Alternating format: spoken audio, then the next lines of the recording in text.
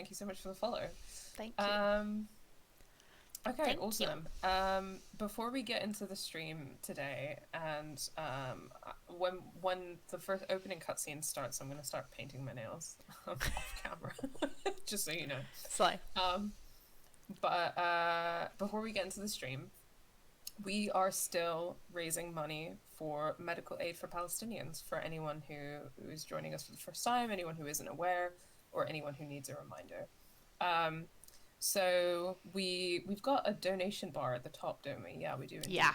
I can't read where It we're is at. Charlotte, would you mind reading? currently £1,387 and 0.1p, so 1p. 1 pence. Wait, no, it would be 1 penny. 0.1. Yes, a penny. Sorry, yeah, no. That's okay. That's fine. So we're just. I'm great at numbers. We're just over £100 away from our current goal. Basically, Yeah. when we've been reaching our goals, we've been doing some giveaways, and we've got some exciting game codes to give away. We do. When we reach each of our goals, and once we hit that goal, we're going to increase the goal again, because we've got plenty of game codes to give away. And, we sure do. And we want to be raising as much money as possible for medical aid for Palestinians. I can get the link for medical aid for Palestinians in the chat for people who are interested in learning more about their organization. But essentially, they do what it says on the tin. They get medical aid to Palestinians. There are a lot of reasons why this work is incredibly vital. But just to touch on why it's so vital right now, as you probably know, Israel is 3 months into committing the largest scale military assault on Gaza that it has in years. One of the largest scale military assaults in kind of recent human history. It's a genocide. We're looking at approximately 30,000 Palestinians dead and counting, because there are many trapped under the rubble and due to die from starvation and sickness, quite possibly because of the crippling of infrastructure in Gaza by all of this bombardment, by Israel cutting off water, food, medical supplies. So the work of medical aid for Palestinians is, always important, but now more so than ever. So every little counts. If you put in the command !Palestine in the chat, then you'll get the link to our fundraiser, and you can share this at any time. So if you want to share this with folks outside of the stream, you can do that as well. And if you want to learn more about how you can support Palestinians and just to learn more about the Palestinian struggle, you can type in !BDS in the chat, and you'll get a link to Boycott, Divestment and Sanctions, or BDS's official website, to learn more about what you can do, and a link to Decolonize Palestine, which is an amazing educational resource for folks wanting to learn more. Yes. And throughout the game today, and the last few streams we've done, we'll be talking about this game in the context of what is happening in Palestine at the moment, and how it relates to the Palestinian struggle, and the struggle for freedom everyone faces, especially under colonialism. So, yeah, we've been drawing a lot of parallels, and I feel like there's going to be loads in this game today. Yeah. This is my favorite episode. I think I've said that a few times already, but I'm really excited to play this, to talk about this. Yeah, I don't know if I've formed an opinion on what my favorite episode is yet. I think it's either this one or 3. Well, maybe by the end of this playthrough you'll I'll have yeah, I mean, I've only played it, so for context, I've only played it once through before, and that was last year, which is weird to say now, like kind of late, like early summer kind of time. So yeah, about 6 months ago ish. So yeah. Yeah, for folks who are interested in catching up with our playthrough, especially where we've kind of talked about the links between kind of the game and the topic of racism as it's explored in the game with Palestine, you can head to our YouTube channel and catch up with our Let's Play there. I've got a video essay on Life is Strange 2 as well, talking about how the game kind of portrays racism, if you're interested. And also because we have first-time chatters. Hi, I'm Sara. My pronouns are they, them. Nice to meet you. Do you want me to change it on the...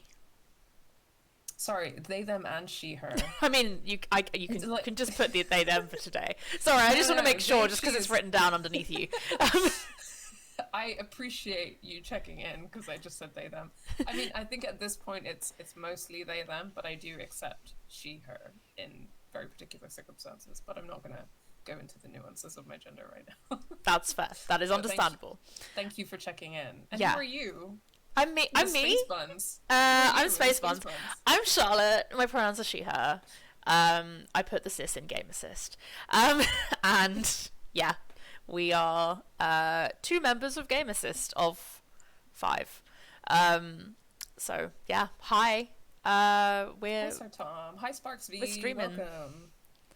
Yeah, absolutely. What a banger. Okay. Cool. Are we ready to dive in? I think we are. So this will be where we discover the game sound.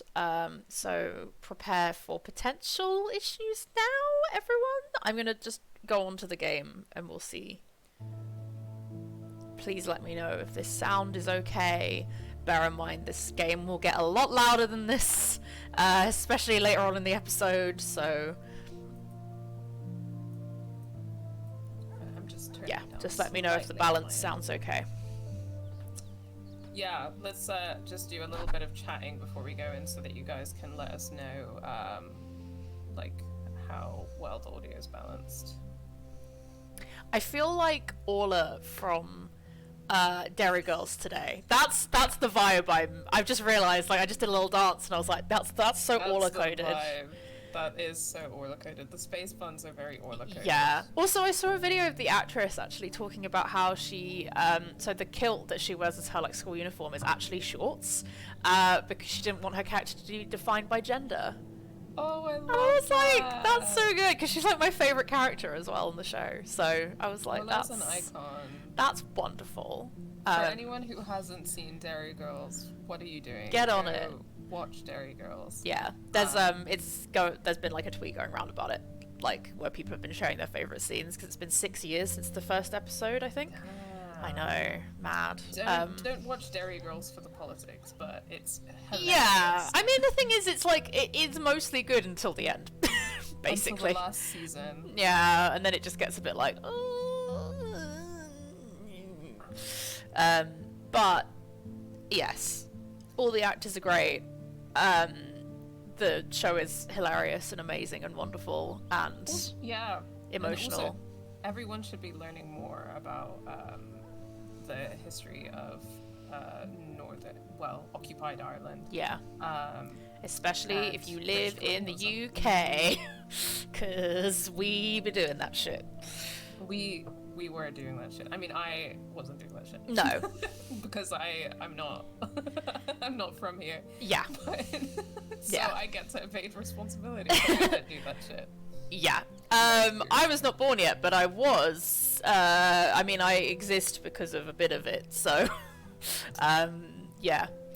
Because some of my family are Irish, so yes. Oh yeah, of course. Okay, I mean, I'm assuming audio levels are okay? Yeah, I feel like no one said anything otherwise, so for now I think we'll get into it. Let's go. Are we fucking ready to cry? I hope so! I have a tissue box somewhere in this room. Yeah. I find actually I haven't been crying at all, barely at all on stream, which is wild because when I played this game the first time, I was sobbing. But I think it's partly because obviously we're talking about it and like there's a level of like knowing I'm being perceived while playing it. I don't know. Yeah. Oh. Yeah, I get what you mean. I'm not getting... Oh. Yeah, I can't hear, There's no... I can't hear voice. 1 hour later. Okay. Okay, alright, on that note. Let's play this goddamn game. Should we restart the cutscene? Yes. Alright guys, let's get into And what they you have to actually go on came the run. for. It won't let me. Sorry. That's when the big brother That's discovered We know the gist. that We've the been little here. one was not an ordinary wolf, but a super wolf. I've never been so happy to hear Sean's voice. They discovered a secret hideout where they could train day and night. They were happy. Last time But on the Life little is Strange 2. Got Here's what very you sick, missed on. and they had to move on. Oh, for some reason The my brothers. camera's being really slow. I don't know if it's coming through like that on... Oh, Took care of them. I don't know. Unfortunately, A little the bit. hunters were Okay. caught on their trail and found them. It'll figure itself out. I'm just gonna leave it. I'm not gonna tweak anything The because brothers had nowhere to stay. we've been again, through enough so today. they decided to keep going south. Is my voice still coming through alright? They soon entered Yeah, I the can hear old you forest fine. of the That's giants, fine then. where they met a pack of stray dogs who worked in a secret farm. That for sure was a The secret brothers farm. joined them and worked hard to stock up on gold A special farm. for their future. They were happy to find others like them, and everybody loved the little wolf, Aww. who was growing up fast. His power was growing too. The little wolf was more and more confident. I don't know who is which dog. At that Yeah, I was campfire. gonna say, I'm like interested. Like there was the one big that was brother like a hooked kind up of with a cool she-dog. otter? They had their own adventures. Suddenly, the main farmers who owned the land tried to hurt the brothers. The little cub was injured. He transformed into a super wolf and destroyed everything. The big brother was badly wounded. And worse, he didn't know where the little cub was.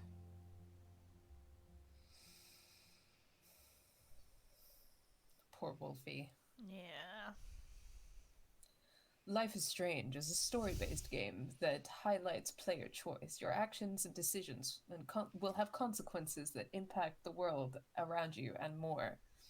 Choose wisely.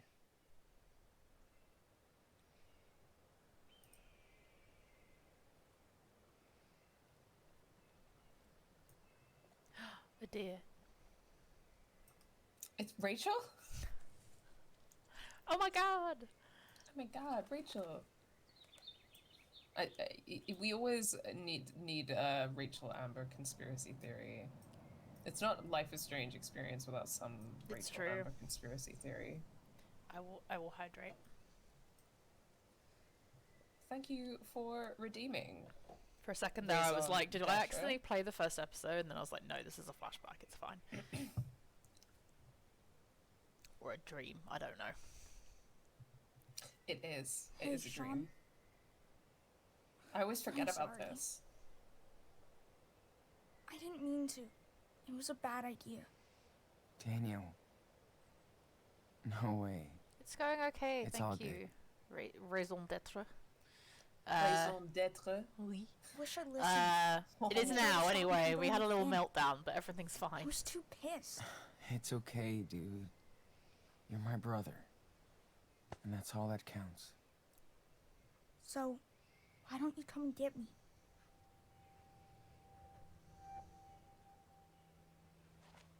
I love Life is Strange spooky music. It's I'm not said alone, Sean. enough. Yeah. I don't know what to do. I'm scared. I know this like Don't get so close to that edge. kind of is a horror game, but I would be so Please, interested if come and like they get did me. a straight up horror Yes. game. I swear. Yeah. I mean, I think it has the range because there are parts of Life is Strange that like scare me deeply. This is a horror game. Like, it's an unofficial horror game, but it is you know. And it is. It Yeah. is. I remember getting caught off guard with this episode's intro. Yeah, 100%. Yeah. 100%. I remember feeling that way the first time I played it as well. God, I forget this was 2 months after. Jesus. Fuck. Daniel. That one 2 horror months. character and tell me Keep why, having yeah. these nightmares since I came out of the coma. So it's 2 months since the end of episode 3, right? Yeah. In terms of the game's timeline. And also the release schedule. Yeesh. Can't even focus on the page. This sucks ass, man. I think that's like the most... The fact that it's his eye that has been hurt, and the fact that it kind of affects the one thing he has still, which is, or had, which was his drawing, is so... Yeah. Yeah, no problem, raison d'être. So, yeah, lurking to avoid spoilers. Yeah, is very we're gonna reasonable, be spoiling all over we're the gonna place, spoil so... it now. But thank you for dropping by. Yeah, we appreciate it. So, it's interesting because I remember someone having a conversation with someone once about how there's like, you know, I think there's something that potentially uncomfortable to sit with or think about with regards to how this game and the first game handle disability and like characters being disabled or becoming disabled with a certain amount of like like shock value. Yeah. Which I think is true. I think that when I started this episode, and we can get into it in a second, when it comes into the game mechanics, but I remember being really shocked by this whole sequence this is about to happen. And I remember thinking that it would play into the rest of the game, but then it didn't really. Like, you know, his physical and like disability, that is, like the fact that he can only see from one eye didn't really, beyond that one scene, Yeah, it impact just the rest of the game. is kind of... Yeah, it truly is just there to show, like... It's almost just to demonstrate how low it has got in terms of the, like... Also just, like, the effects of Daniel's power, right? And, like, it's to show that, like, there are consequences to, like, how... There are consequences to Daniel's actions, but also... Yeah, it's like this is the low point, right, in their relationship, I guess.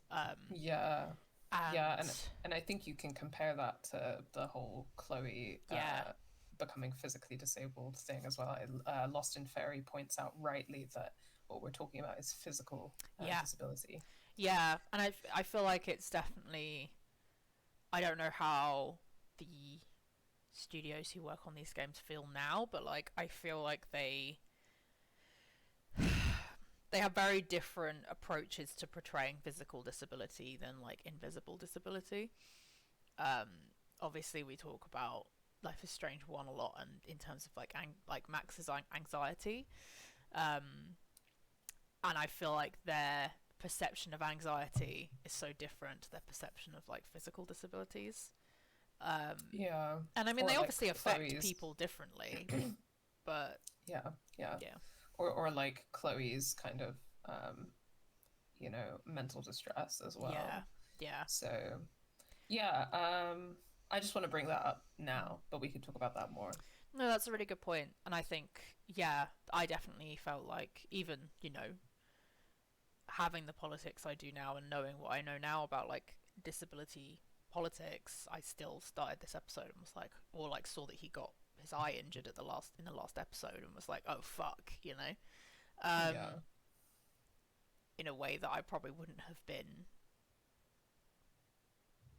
I mean, obviously I would have still been like, oh god, they're apart, but like I would not probably have been so upset and stressed by it had Sean not ended up with an injured eye, I guess. Yeah, I mean, I think that it's worth saying that, like, becoming disabled, especially becoming physically disabled, is something which can be upsetting and shocking because it changes your entire life. Yeah. And I Sorry, think that... just very quickly, I think Raison d'Etre has donated to our thing, so £10. Thank you so much. Thank you so much for your donation. Really I'm sorry that we appreciate didn't it. spot that. Thank you so much. I mean, they might be on mute, but if they are, like, that's fine. Just as a thank you, like, we really appreciate it. Thank you so much.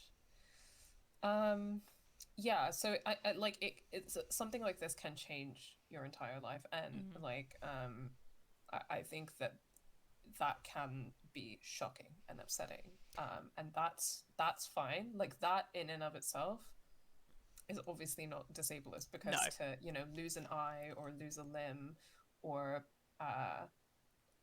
require the use of a wheelchair is life-changing.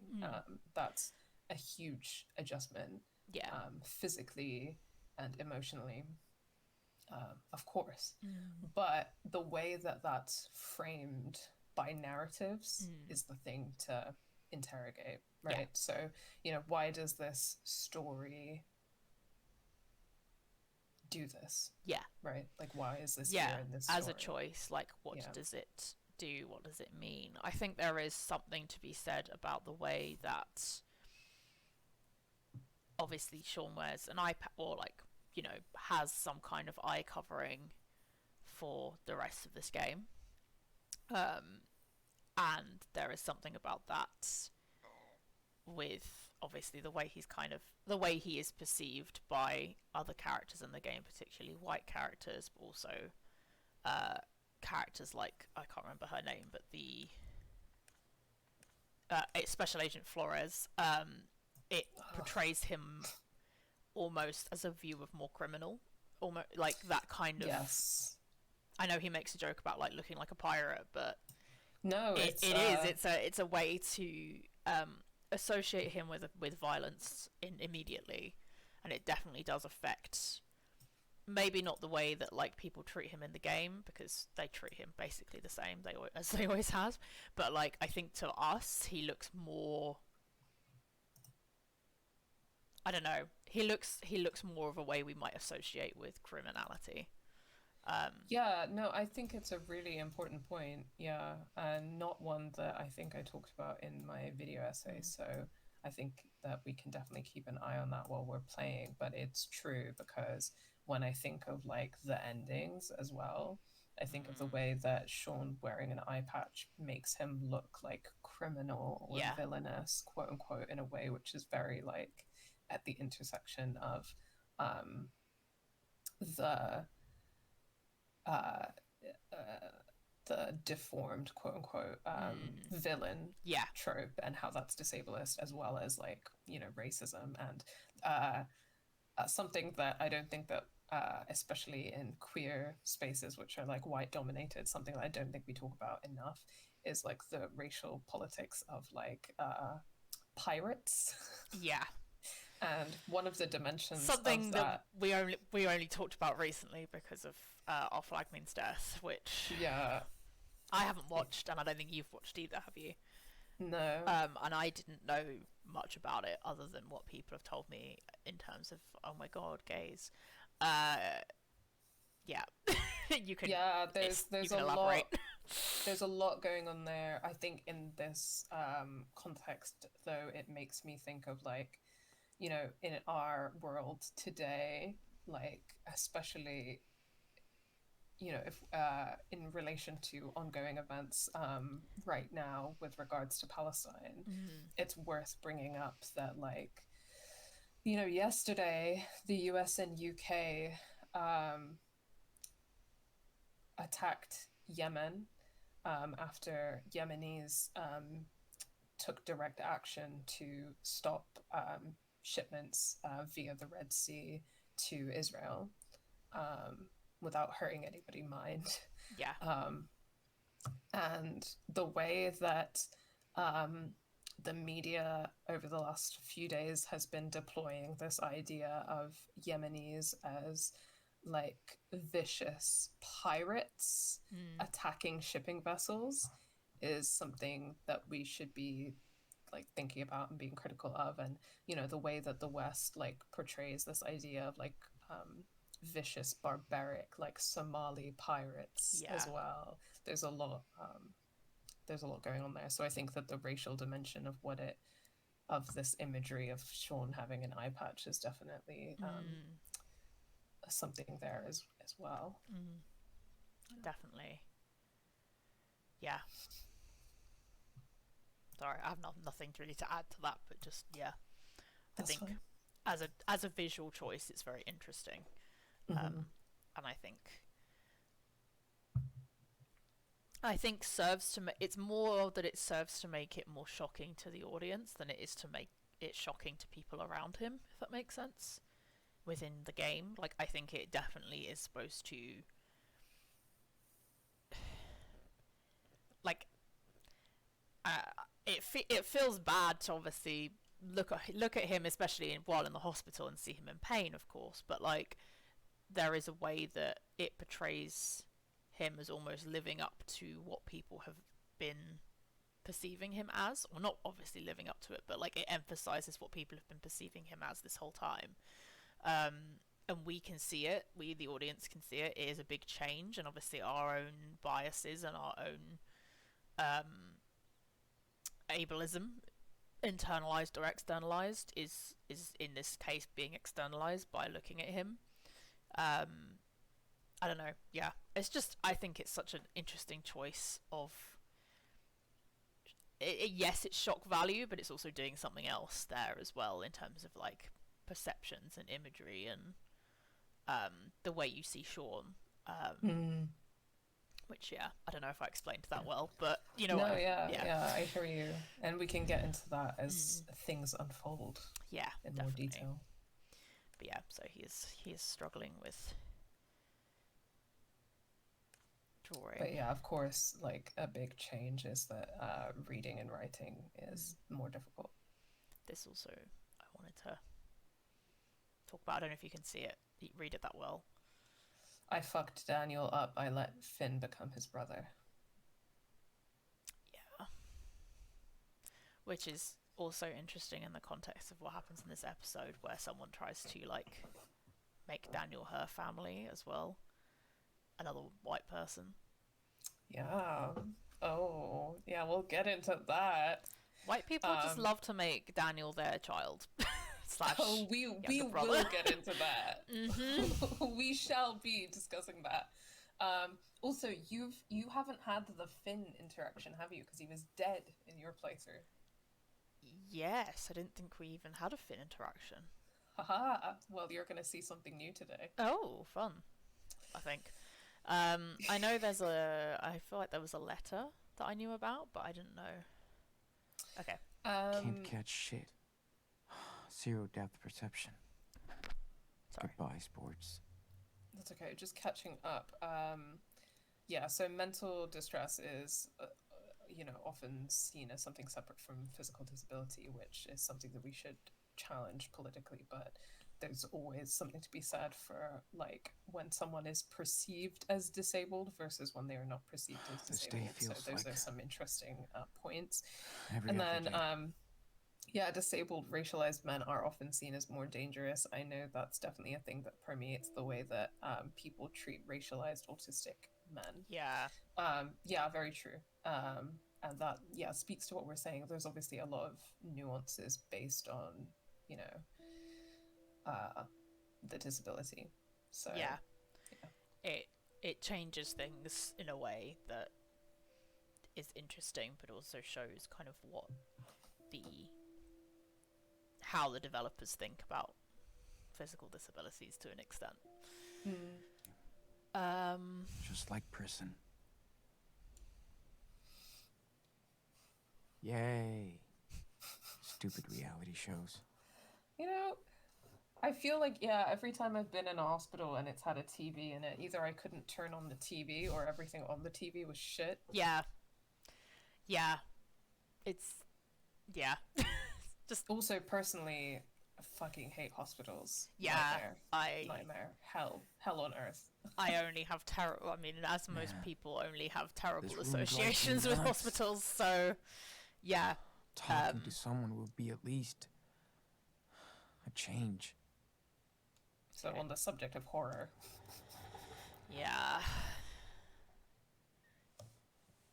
Okay. Do some drawing. Well. Yeah, I like the way that it like affects his vision. Yeah, so this is the thing, right? Like, I remember seeing this and being like, oh wow, like, you know, Yeah, like that's huge. Is that like camera blur and the field of vision limit gonna be a thing in this episode? Gotta practice way more. But then it sort of doesn't after this, I'm pretty sure. Not giving up. Yeah, I think that part of the reason is that, like... I guess that's an okay start. But So I going. guess, mechanically speaking, part of the reason is that the game is generally, like, third-person perspective. I'm meaning when we have these sketch moments, though, I'd be interested to look at what it does after this particular scene. Oh, yeah, we should keep an eye on that. But I don't know, I think that, you know... Yes, Life is Strange 2 and Life is Strange as a series has a formula, and part of that formula is like, you know, this third person navigating a character, but it could have been an opportunity to really play around with it, you know, like some more first person sequences where you're like where your limited vision and like your depth perception being affected like plays into the way that you move and navigate the world, and your ability to do things could have been really interesting. Even having it as like the screen we see where some of the like it's blurred out a bit and there's like a kind of black corner, even having that as our third person for a bit could have been an interesting choice. Like we are experiencing it with him even though we are not seeing it through his eyes. It's making us have to see it in that way. Yeah, for sure. Do we want to draw prison bars or a staircase? Do you want to be... I guess it's a question almost of, do you want to convey like what you are feeling right now, or do you want to focus on hope? I think for Sean right now he is very much focused on how he feels right now, and I think that I don't know, I think I'd go with prison bars. Okay. Like I just feel like that's more true to something he'd do right now. It's entirely fair. Go for it. I really love this. It starts in this episode, I think, but the way that you can see him like visualizing something that's not really there. No, it also happens in the with the Christmas tree fair. Also, it does. Just a little note that there is a cross on that pyre over there. There is indeed. There's a church out there.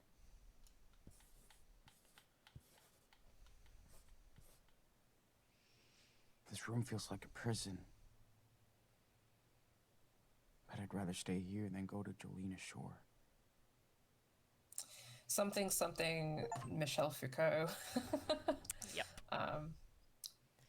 Who, for folks who don't know, Michel Foucault writes in Discipline and Punish about I'm just gonna pause while you talk. I'll be quick. Okay. About like carceral institutions and how like carceral institutions are not just the prison, but how institutions like schools, hospitals, are also carceral. Yeah. Like they, you know, we talk about that in some other videos, but group homes are a good example as well. These are all carceral institutions. Even though they're not called prisons, they are more or less prisons. Yeah. The function of them is the same. Yeah. Good day, sunshine. Hey, Joey. Hey, man. That looks like it might have been food. Hard to tell. Ha ha. Never heard that before. Oh, somebody is in a bad mood. Sorry, Joey. Not feeling it today. I don't blame you. But maybe I got something to cheer you up. Pecans and chocolate? Uh-oh. There's that smile. Thanks, Joey. So how you feeling today? Any headaches? Socket pain? No. It's all good. Well, this is your final test before... you know. Before they... check you out. Check me out to Julie. Yeah. Okay, let's see. You know the drill. Don't blink and just stare at the light.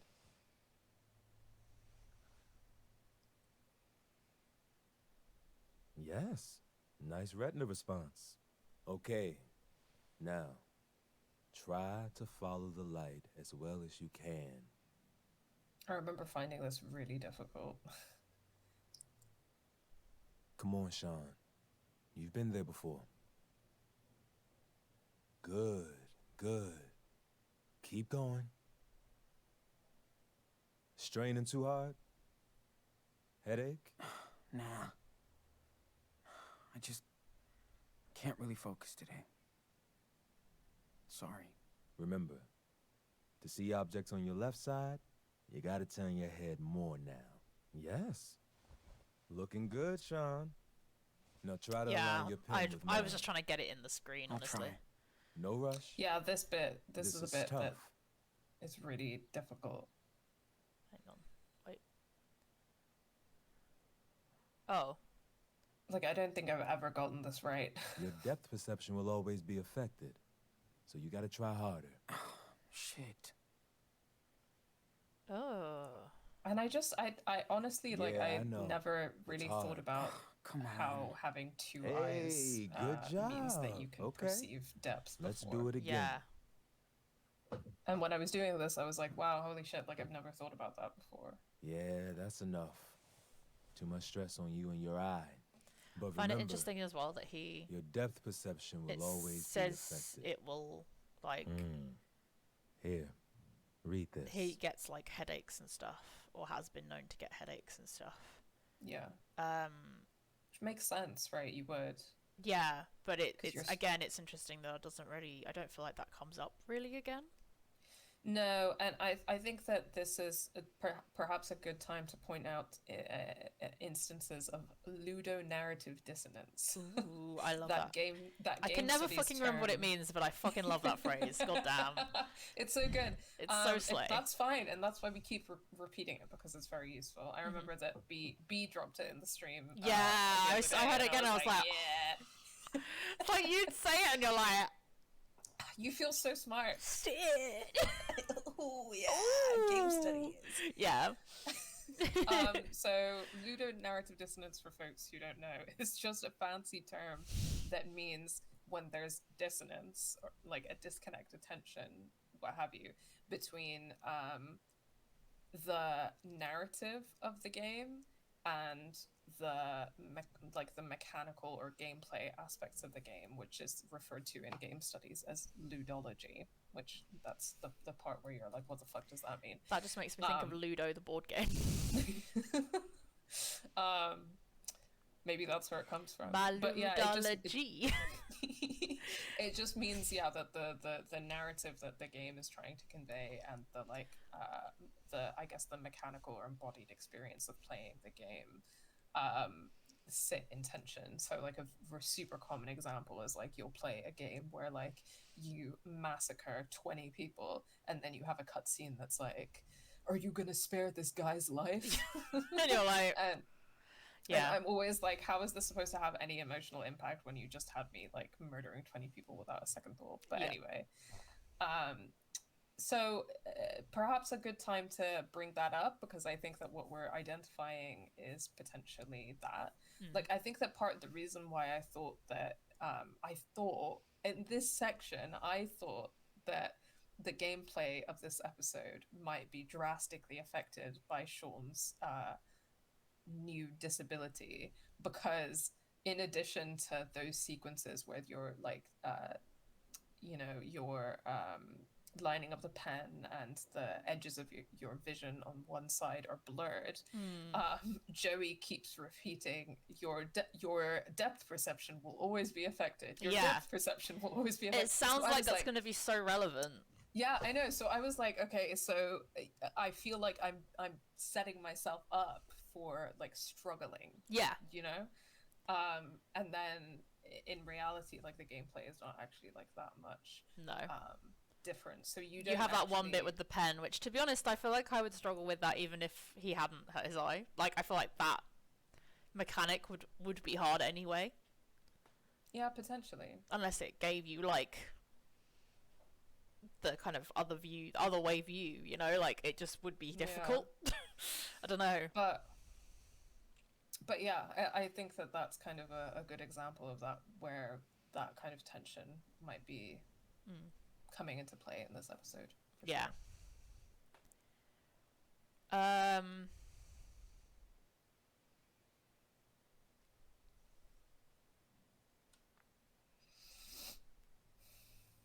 I am a pirate. I'm kind of curious about that. Yeah, me too. I feel like it's not consequential enough for me to be thinking that hard about it, so I think I'm going to do that. I'm a pirate without a patch. Arr. I'd be more worried if you weren't such a smartass. Well, I know it sucks for you, but... Understatement of the year. It's time we release you. Sorry. It's time. Your vision has improved a lot. Now, you don't really have severe side effects anymore. Yeah. That's just great. I do have to tell them the truth. But first, let's clean this dressing. Hey, sure hope you're watching the door like your phone. Come on. This bitch. He ain't going nowhere. Great. All I do is watch him. Yes, true. Your job. All my homies hate Agent Mind Flores. if I finish with my patient? He looks good for now, right? Just come back when I'm finished with him. Pigs is pigs. Sure. I'll swing by later, Sean. Also, the way she like interrupts his like literal medical care. I know. He looks fine, according to my medical opinion. Yeah. As an FBI agent. As a cop, yeah. Fuck you. So, how are you feeling today, Mr. Diaz? Amazing. Did you find Daniel? I want to go over this again. What? I've been telling the same fucking story for 3 weeks. How much longer? Until it makes sense. Until you get it right. So, until you get it right. Silence isn't gonna help you now. Fuck off. Listen close, Sean. Tomorrow you're going to Jolena Shore and you'll be arraigned in court for the murder of a Seattle police officer. You might spend the rest of your life in prison, or you can talk to me. I mean, he will, whether he talks to you or not, bitch. Like... Yeah, I know. Gaslight gatekeep girl boss. Yeah. Okay, couple things. I don't remember if I did mention this in the video essay, but I think that, you know how we were talking about Sean's accent before? Yeah. I think it's really significant that Agent Flores also, like, has a slight, like, accent. Like, yeah, I would say her accent's like stronger than his, for sure. Yeah. It's more like Esteban's. Yeah, well, obviously, because obviously, as we've spoken about, speech is part of how people are racialized. Yeah. So it feels quite significant that she has an accent. Second, I saw some interesting discourse recently, which I completely agree with and would like to share here. I don't remember the name of the TikTok account that I saw talking about this, but it's a TikTok account that I follow that talks a lot about lesbian cinema and pop culture. And they made a video basically saying, have you ever noticed that over the past couple of decades, there's been a real increase in television of gay / women of color / both cops in media, which can almost really directly be connected to, you know, the police trying to improve their image or seem like progressive or whatever in response to like Black Lives Matter and the rise of kind of sentiments calling for the defunding and abolition of the police. Well, like, so in London at the moment, there are, like, you can't move for fucking ads to be like, join the police. All of them are racialized people. yeah, I think I All was of in the them. cinema the other day, and I like they were trying to recruit me to be a Yeah. cop, and I was like, what the fuck? Like, yeah. it was an Asian woman, and I Yeah, was like, it's what? always racialized people, and it's so deliberate. Yeah. Also, Same with border control officers near Heathrow as well. border control officers and also army, the Yeah, army oh and God. the navy. Army, so I keep seeing always that propaganda as well. Most of the army propaganda I see is white boys, though. Interestingly, That's no, I think that's true. I think I see an slight increase in the kind of diversity propaganda from the army, but I think you're right, actually. yeah. Generally, I mean, yeah, there is one I can think of that was like a racialized woman, but yeah, it's just yeah. Yeah, and then okay, the other thing. didn't kill no, anyone. sorry, I didn't Oh, mean to And click on something, but we've clicked on that now. That's okay. It's fine. He didn't kill anyone. He didn't. It's true. And even if he did, that's my son, and he didn't do anything wrong. Yeah, he was correct. If he killed a cop, so what? Good. One Good. less cop in the world. Great. One down. One down. Also, the what she's doing is such a classic manipulation method from cops. Cops, they're always going to be trying to fucking manipulate you, but just remember that you are never under any obligation to speak to the police without legal representation. Yep. Never say anything. Just don't say anything. And the thing is that, like, even if you can't remember like 90% of the legal advice that you've ever been given, which I struggle with sometimes because my brain is like a sieve, so I keep trying to remind It's hard to myself. remember. Like, there's a reason people go to uni for it, you know? Yeah, There's a lot of that absolutely. shit. There's a lot of laws. The one thing to always remember is to never speak to the police without legal representation. If you can just remember that, that's all you need, That's really. all you need. And this is a good example of she's trying to trick him, right? She's tricking him. She's made it clear that she has a narrative that she wants him to say. Yeah. And she's trying to manipulate him into saying it. Yeah. So. Yeah, the way she's like that, until you get it right, like, there is a right answer. But we all know that it's not going to be his right answer, it's going to be her right answer. Her idea of a right answer, which is, I did it. Yeah. Sorry, I just wanted to take the opportunity to drop that. 100%. Yeah, no, that's a really good point. I wouldn't have connected that. But yeah, I did. I think you sent me that, or I saw it the other day, and I was like, yep. Shit. Who did? You do know. it's just, I can't. Was Daniel involved? Is that why you can't talk? No way. And you're absolutely sure your dad didn't go after the officer?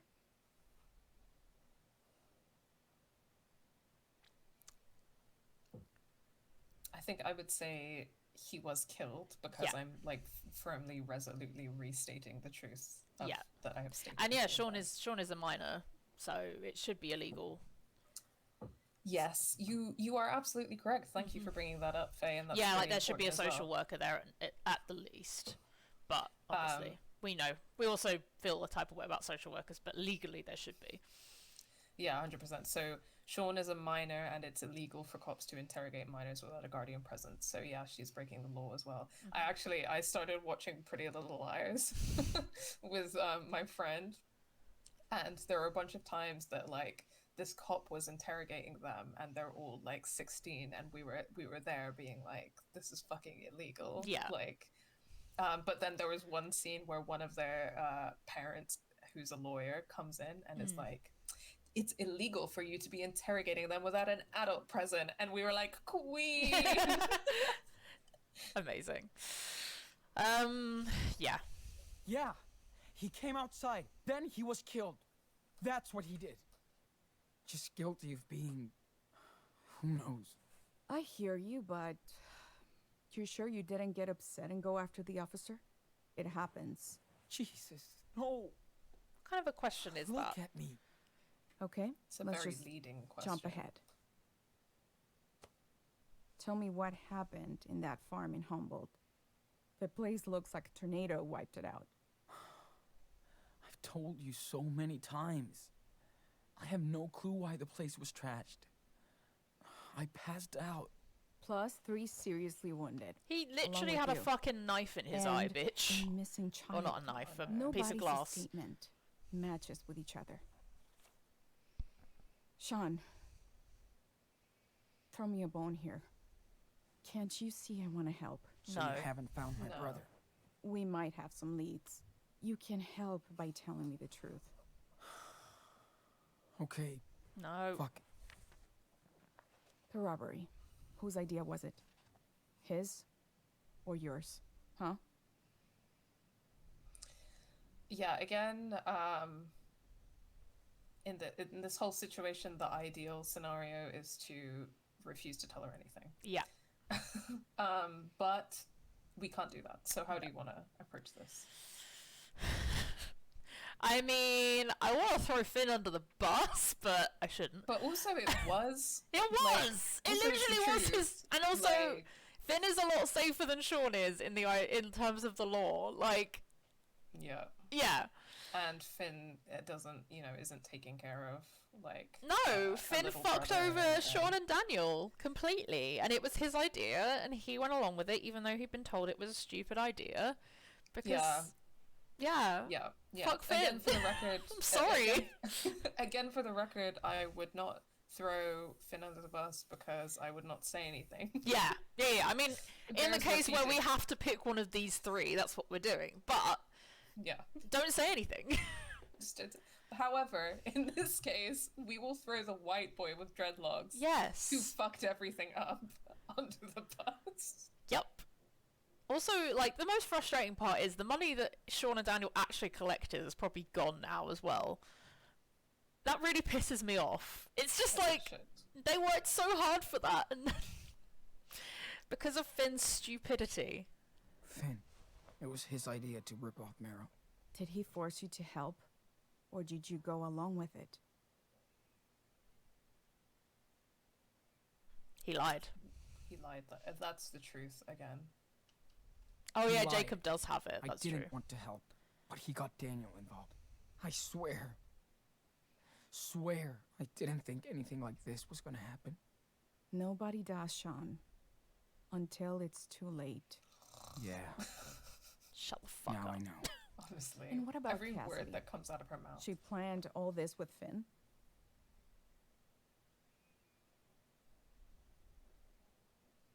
Poor Cass. Yeah. Again, we're just telling the truth. Yeah. She was against this stupid plan. She had nothing to do with it. Your friends are learning the hard way. What does Hey, that mean? Fuck you. Fuck her. So I think that what she's trying to do there, though, is it's basically like a threat, right? Yeah. Like she's basically saying, like, ominously and vaguely, she's implying that, like, your friends are experiencing X, Y, Z Because like, of the you. hard way. But you have the opportunity to make things easy if you do what I want you to do. Yeah.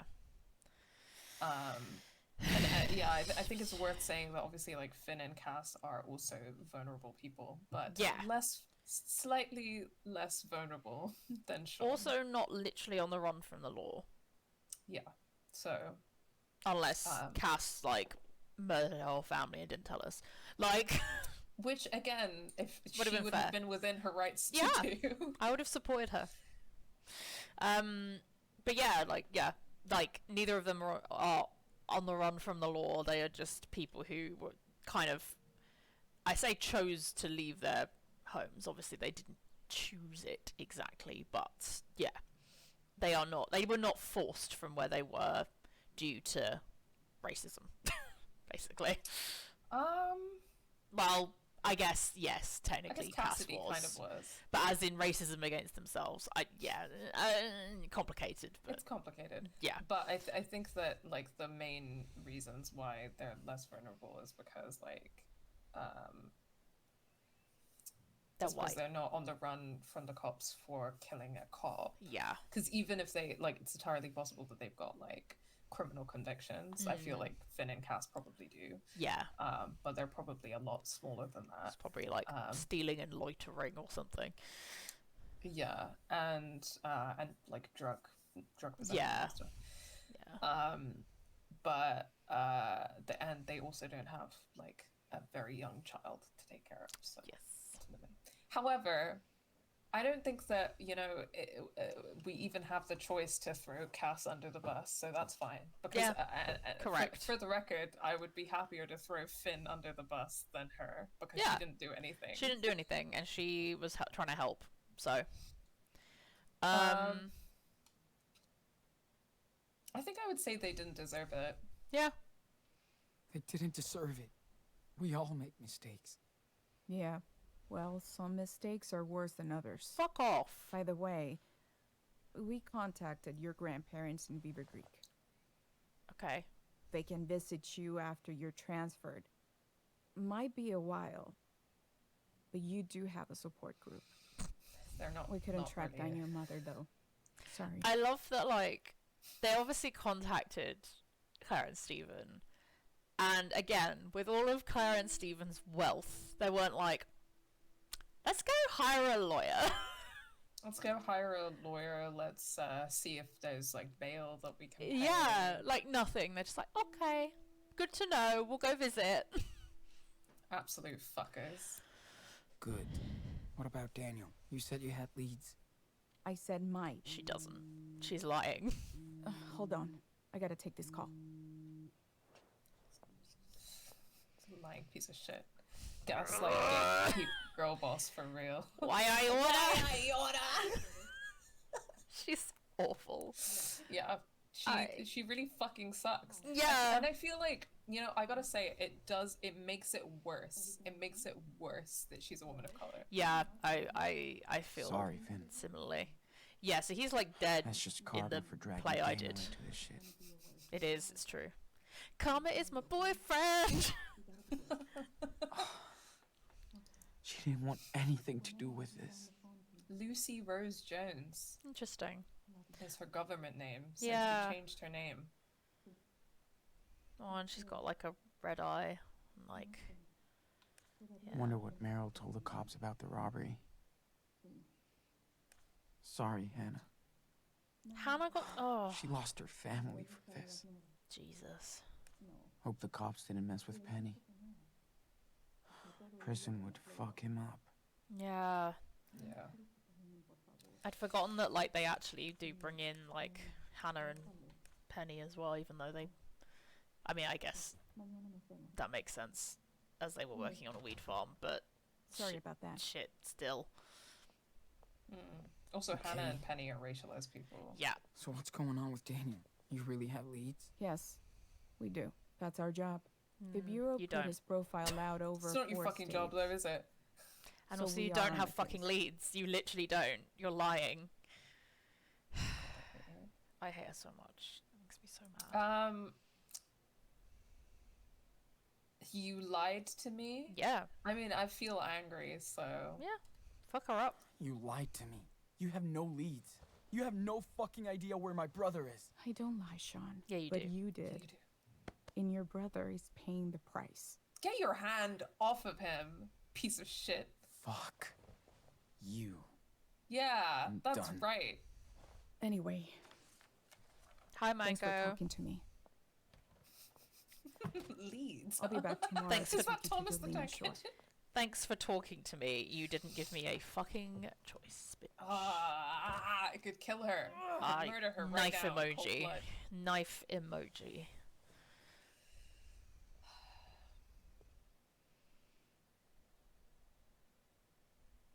You know what would vastly improve this game, besides from all of the nuanced things that we've been Look talking out. about, is the opportunity to actually kill a cop. Yeah. Yeah. Yeah. That's it. That's the take. Like, if I'm gonna go through all this shit, I at least want to have actually taken one out, you know? On purpose. Yeah, for real. For fun. Yeah, for fun. For girly things. Just, you know. In episode 5 you can, yeah, that's true. Can you? I think so. Or you can definitely hurt a cop. Okay. I don't remember if you can kill one. You can. Like, Compelling. on purpose for fun. For funsies. Well, yeah, I guess. As a treat. As a treat. Yeah, I don't remember that, but we'll probably do it. I have to guard the guard now. Love it. Sit down so we can get this show going. Oh, you can tell Daniel to crush 2 of them with his power. So, Slay. Crush, crush, crush, crush. how did your interview with Scully go? I got a lot to say to you. Oh my god, I didn't even, yeah. Sorry, that was a silly little Paramore joke. Yes, no, I enjoyed it. You mean interrogation? Yeah, so I don't.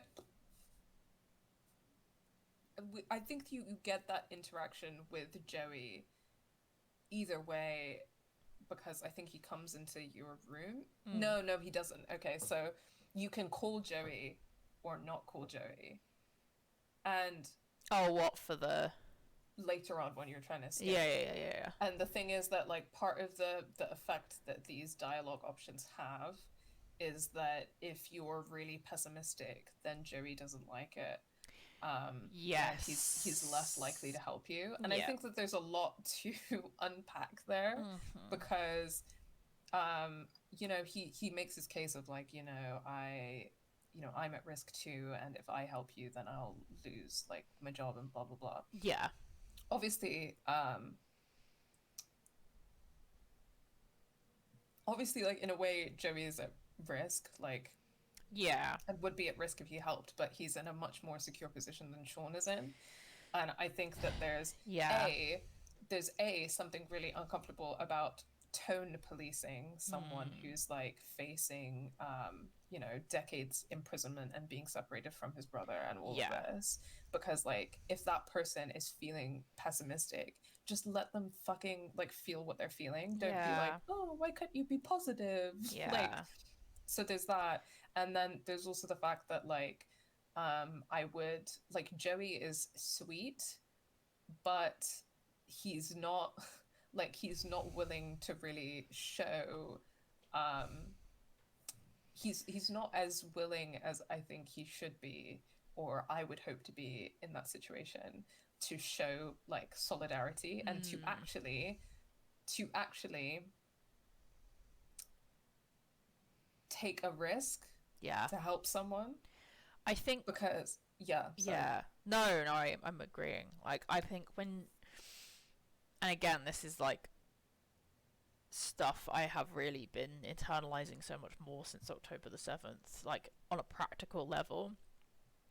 I think that putting your own security at risk for someone who is so much less privileged than you is politically the correct thing to do, and I know that it's not easy, but I think that there is, like, any solidarity is wishy-washy, or attempt at solidarity is wishy-washy, unless you're actually willing to put, like, your survival on the line.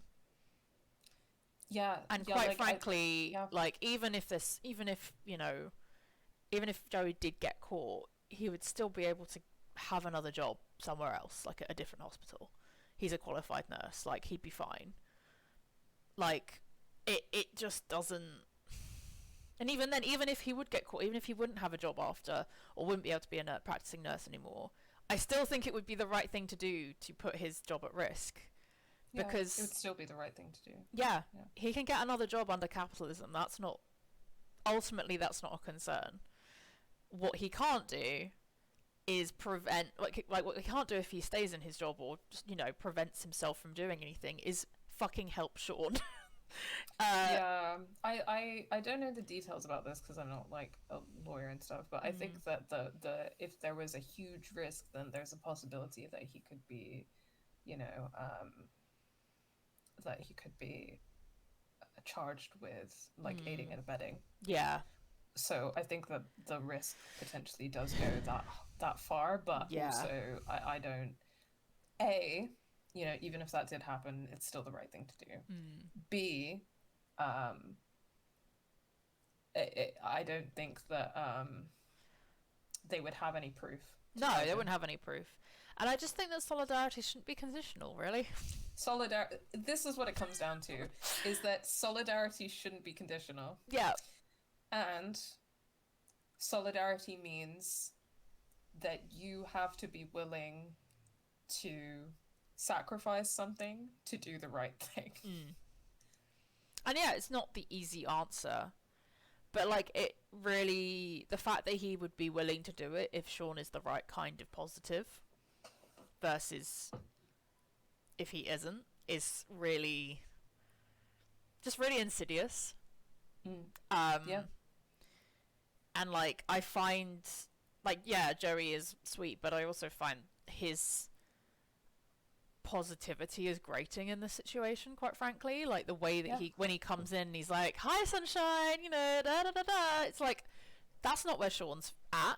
Like, that's not helpful for him. That's just frustrating. Like, he's literally facing potentially being imprisoned for life, and you're like, la la la la la, you know? Yeah. Fuck off, 100%. actually. Yeah, 100%. And yeah, those are my feelings on Joey, who I think that there's kind of an attitude that like, oh, we love Joey, Joey's really nice, and I'm like, okay, Joey's really nice, but like, is he a good guy? He's not kind. Well, I don't want to make a judgment on whether or not he's a good guy. Like, I don't want to like moralize that far. But in terms of what we see in the game, I actually does he like display? Does he help? Is he showing solidarity in his interactions with Sean? No. Yeah, and I think that there's a difference between someone being nice and sweet and someone like doing the right thing. That's how I want to put it. I don't want to make a judgment about like him as a person, but that's how I would put it. Yeah, that makes sense. Nice isn't what we need. You are 100% correct. Really not. Yeah. Detective Flores isn't being nice, and Detective Flores is a fucking bitch. Yeah. She sucks, and like, to get him out of this situation, he doesn't need nice. Yeah. I'm tempted to just go pessimistic and just. Yeah, it's like it's where Sean is at emotionally. I imagine it's where he doesn't know what we know. I think it's like where we are. Yeah. I don't want to speak for you. No, but I think it's where, I agree. Yeah. And also, I don't want to make a decision just because it's what Joey wants to hear. Yeah, like, fuck Joey, quite frankly. Like, if he doesn't want to hear it, that's not my problem. Yeah. You mean Let's go in. interrogation? Who knows? Maybe Detective Flores wants to help. Maybe not. I just can't trust her. After what you and your brother went through, I don't blame you. Oh, this shit is all wrong, man. You've been out of the garden for 3 weeks now. We talk every day. I can see that you're a good person. Joey's like, damn, racism. Damn, bro. That's rough, what's buddy. going on? It's almost like we live in a white supremacy. What's the deal with this? What's the deal with racism? I find the something morality, something I can see that you're a good person. Yeah. Like, again, it's also that thing of like, when people like someone, they want to believe they're a good person more than when they don't like someone, right? It's so true. Like, and I mean, it's the same with like, whenever some fucking celebrity does something shitty and people, when Taylor Swift is Fuck, we're going there. yeah, because I mean, this is the example that's relevant to me because, you know, I am a fan of her music and I am a reluctant Swiftie. When she, you know, pollutes the environment by fucking using a private plane everywhere she fucking goes, when she, you know, doesn't speak up in support of Palestine, even though her fame and influence would probably be a fucking game changer right now. When she does all these things and then sort of still plays this act of like, oh, I'm just this like innocent little white woman, even though I'm the richest fucking celebrity in Hollywood at the moment or whatever. I like her, but that doesn't mean I can't hold her to that standard, you know? I like a lot of what she does. I like her work. I like her art, but that doesn't fucking mean I should be making an exception for that. You know, just because you're likable. I don't know. If anything, the opposite. Yeah, absolutely. Liking someone should actually mean you hold them to a higher account. And I think, especially you know, when you have like stans of someone and things like that, this kind of like attitude of like, I support this person unconditionally, even though I don't fucking know them. Even if you do know them and they're like a nice person, like lots of, you know, it's that classic thing of like, yeah, lots of Nazis were nice people, in theory. You know, like they were polite to people or they got along with the people around them. That doesn't fucking mean they weren't Nazis, you know? And it just, good isn't something you are, it's something you do. Like just that's because such a good way of putting it. Yeah. Just because you're charismatic or people get along with you does not mean people should make exceptions for you. And this is I think even if Joey hated Sean, like even if they just didn't get along at all, again, it's not solidarity. Well, yeah, this is the thing, right? So I mean, you're right in calling Joey's support of Sean conditional, because like at the end of the day, like you're supposed to you should do the right thing whether or not you like someone. It doesn't matter. It literally doesn't matter if you like someone. No. You just do the right thing because they're a human being and so are you. And that is it. Mm-hmm. I don't know. I'm not going to get in deep into it, but I had a really rough friendship breakup this year. And I think we were kind of in the fallout of it, and some things, like quite awful things in their personal life were happening to this person who I was like not friends with anymore. And I did some things to support them because it was the right thing to do. And I was talking to some people and they were like, oh, like, I mean, it's really nice that you did that, even though they've been horrible to you recently. And I was like, it's not, it's just the right thing to do. It takes a lot to do it. It's hard. It's not an easy, like, as a person who holds a lot of grudges, like, it's not it's not easy to overcome like your anger or your feelings about someone to do the right thing a lot of the time. But that isn't, just because it's not easy doesn't mean you shouldn't do it, you know, or you shouldn't try 100%. to do it where you can. Yeah, but Faye, you're picking up on Joey kind of saying like, oh, you're a good person,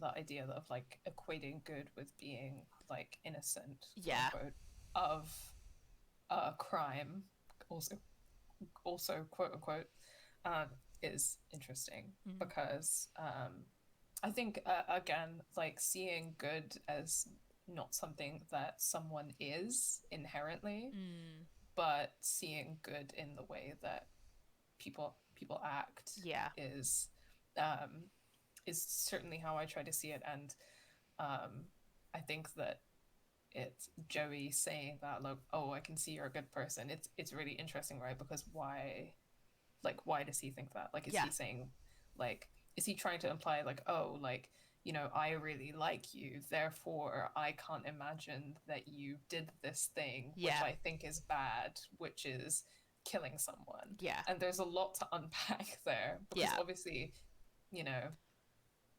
crime, like criminality and crimes and stuff, we associate them with being bad morally, but they're not necessarily. Yeah. And and then also there's something really interesting to be said about like this inability that people have to imagine that you can both really like someone and see the good in someone. Maybe they're really funny, maybe they're really thoughtful, but that person is also capable of doing shit things. Shit things as well. Yeah. Like people are not able to like hold that. Yeah. It's difficult to hold. We're not I struggle with that too sometimes. We're not naturally, or at least we're not trained to do that, right? We don't learn that skill. That is a skill you have to work on, because it's not easy. It's not our natural inclination, or at least it's not what we have been taught to have as our natural inclination. But, yeah, 100%. Yeah. So there's a couple things to be said there. And I think the overall picture that we're painting as we talk about this is that Joey has not unpacked racism. Yeah, or at least he might have for himself, but not generally on a like not in a holistic way. Yeah, because you see him like you He's can see aware. the gears turning of Yeah. Like, I don't understand how you're clearly a person that I like and I think is good, but also that this is happening to you. That's so unfair. Yeah. Isn't that crazy? Seems bad. I think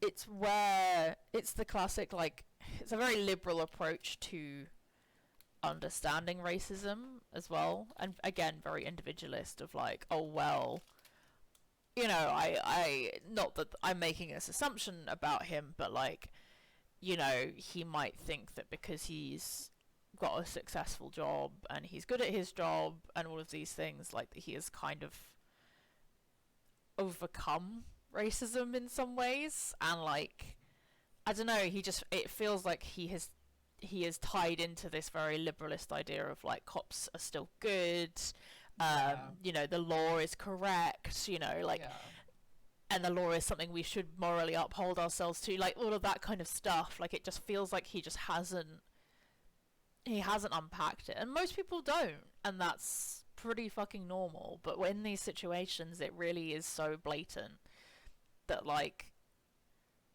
I don't know, you have to be able to work against these structural oppressions. We do have to work together, and we have to do work that's uncomfortable, and Joey is not doing that work because he seems pretty comfortable, honestly. Yeah, it's a good point. I think that he kind of seems like quite comfortable or undisturbed in his understanding of the world, and also that he believes in the criminal justice system. Yeah. So essentially, he doesn't understand racism as a structure. Yeah. Like he probably understands it as like interpersonal discrimination. That makes sense. That's undoubtedly, well put. yeah. Undoubtedly, he's experienced, right? He's a black man in America. Yeah. Which adds another dimension to it when racialized people themselves like have experienced racism in some way, but still we still have internalized racism. Yeah. And also Ms. Mango, you're a poet, you're a wordsmith. It's so good at summarizing these enormous political ideas. Defining someone as good closes the door to accountability. I think that's so true. Put that on a fucking cross stitch. Yeah. For real. Where's if I could cross stitch, I'm gonna get would. the Canva account out right now. No. But like, yeah, that's that's it. That's the tweet. That's it, guys. Yeah. What did he say again? So he said, I can see you're a good person. I'm not gonna say I'm not a good person. Yeah, because if there aren't good people, there also aren't bad people. Yeah. It's just, yeah. Thanks, Joey. I don't really want to tell that to the judges. I'm just saying. Yeah. You don't deserve this. Now let's check this out. No, you're right about that. Yeah. The There's healing also- is coming He deserves along this, nice. it should be said. This also does, and I mean, this is maybe not necessarily an experience that you've had or like people in chat have had, so I don't want to like just assume that everyone does, but like for me personally it feels very like when I've had issues with like my jobs and stuff like that, or like when I had like when I was bullied at school and stuff, and my mum would be like, but you're great, you're wonderful, you know, like, you know, they should all see that about you, and I'm like, yeah, but they fucking don't, mum. So like, can we get real right now, actually? And yeah, it feels very much like that to me, of just like you're a parent being, or at least my parent being like, you know, oh, but you're so lovely, and you know, I see all these things about you, so you must be, you should be fine. And it's like, it's not that simple. And I know that's not how she's trying to express that either, but it just like, I don't know, it just makes me think of that feeling of like, okay, just because you like me doesn't mean, like, yes, I mean, it's very nice to be liked by your mother, but it's not, it's not gonna save me, you know. Yeah, I don't know. Gotta keep it clean. It just for made me next think week of or that. so. Simple. That's great. Seen the shrink this morning? What did she say? Nothing I want to hear. This will take time and rehab, Sean. You have to process first. Ugh. I can tell myself that shit. Clearly, Anti-psych I'm king. no therapist, but I've nursed patients with your injury. They all turned their anger into energy. You will too. All right. Energy. Plus, the glass eye test is More pretty passion. clear now. More energy. Things change, Sean. Real. Okay, Mr. Toxic Positivity. He's just like, So annoying. just vibe through it. Just turn your anger into energy. He should be a shitty slam poet. Yeah, for real. Like, I think he would be good at being a shitty slam poet. he should get a LinkedIn and just fucking talk shit on there all day.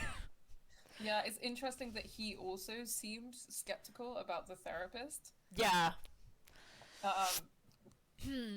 Which I don't know if that's like personal experience with that individual therapist. Maybe. I doubt it's like I'm anti-psych. True. situation. No, yeah. I was meaning Sean. But No, I know that you were meaning Sean. no, I don't Don't think worry. Joey is an anti-psych king. I think, I mean, I don't know if he operates specifically on a men's ward, but also I wonder if that's just like a common frustration that especially his male patients have as well. This is my Molotov. I named it Energy. Yes. Exactly. The little Elmo Yeah. react is perfect as well. More passion. More passion. More passion. More energy. More energy. More passion. More passion. More energy. Sorry, I don't know if you guys know that meme, but it makes me very happy. It's very silly and funny.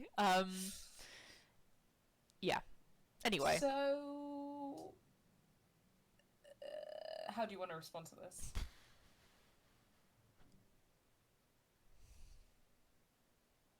I don't know. Honestly. I feel like we're not, like, empathizing with Sean. I'm like, he knows he's not gonna get anywhere with, like, as in not get anywhere, but like he doesn't really, it's like, it feels exhausting trying to explain to Joey that this is a shit situation, because Joey just doesn't really wanna know. I feel like it's actually more tiring trying to be like, no, this is shit materially and physically and emotionally. But yeah, I don't know. Yeah. Safari says I've done both. I think I prefer jail for life. Yeah, I have no strong opinions really. I'm just a bit like, ugh. I'm just more annoyed by this conversation than anything else, I think. Yeah, so I don't really care either. Cool. Should we go jail for life? Yeah. Stuck Yeah. in jail is a big change. Can't wait. Also, I kind of Sorry, want to John. see what it's like I'm being a dickhead. Just No, if you're you're not. negative, and you're not being a dickhead. You're I being... know. I do. But I promise there's a treat coming your way. Jesus fucking Now, as for your wound, Doubt. this is the last time you hear this from me. You have to clean it with sterile gauze and saline solution. I also thought that this would be relevant. Yeah. Yeah, would And this then be it a wasn't. mechanic? Are we forgetting to do our, is there like a mechanic where it's like, oh, you have the option to do it now or later, and you go, oh, I'll do it later, and then some shit goes down or something, or... Yeah. No. And then it just, no. Which I think that was a disappointment, to be honest. I think the only thing with clean dressing. that this feels relevant to is like And you're the shit. when Karen turns up. Remember, you gotta do this. 4 times a day. I won't forget. Like, I just I'm think sorry that about everything, making... Wish I could have done more. Dude, you saved my ass here. You're the only one I trust. Sorry, you can... Making us, like, feel or experience in some way, like, being disabled. Yeah. Could have, and I think it's the first time in a Life is Strange game, really, that you are embodying a character with a physical disability. Yeah. And obviously, like, the conversation around, like, empathy games and, like, simulating the experience of disability is, like, a complicated one, so I don't want to, like, take it for granted that it's necessarily a good thing. But I think that I would have liked to see them try to make you as the player experience it, because at the end of the day, like, what is a video game? Like, why is it different from other mediums? It's because of the interactivity, it's because of the embodied experience that you have when you play it. I mean, it's like what we And talk about on that- I was talking, I think in like episode 1 when we were streaming that, about how I'd seen a tweet that was like, oh my god, it'd be so great if they did like a TV adaptation of Life is Strange 2, and I was like, fucking no. Like, the whole thing that is good about this game is the fact that you have to make those choices. Like, you are forced to make those choices, and to not use that opportunity, and to have the opportunity but not use it, of doing that as a disabled person. Yeah. With living with a physical disability, like a physical injury that he has to live with and affects his life. Yeah, that, like, make it feels the like it's such a player- missed opportunity. Like... Yeah, like, make the player have to change their dressing 4 times in a day.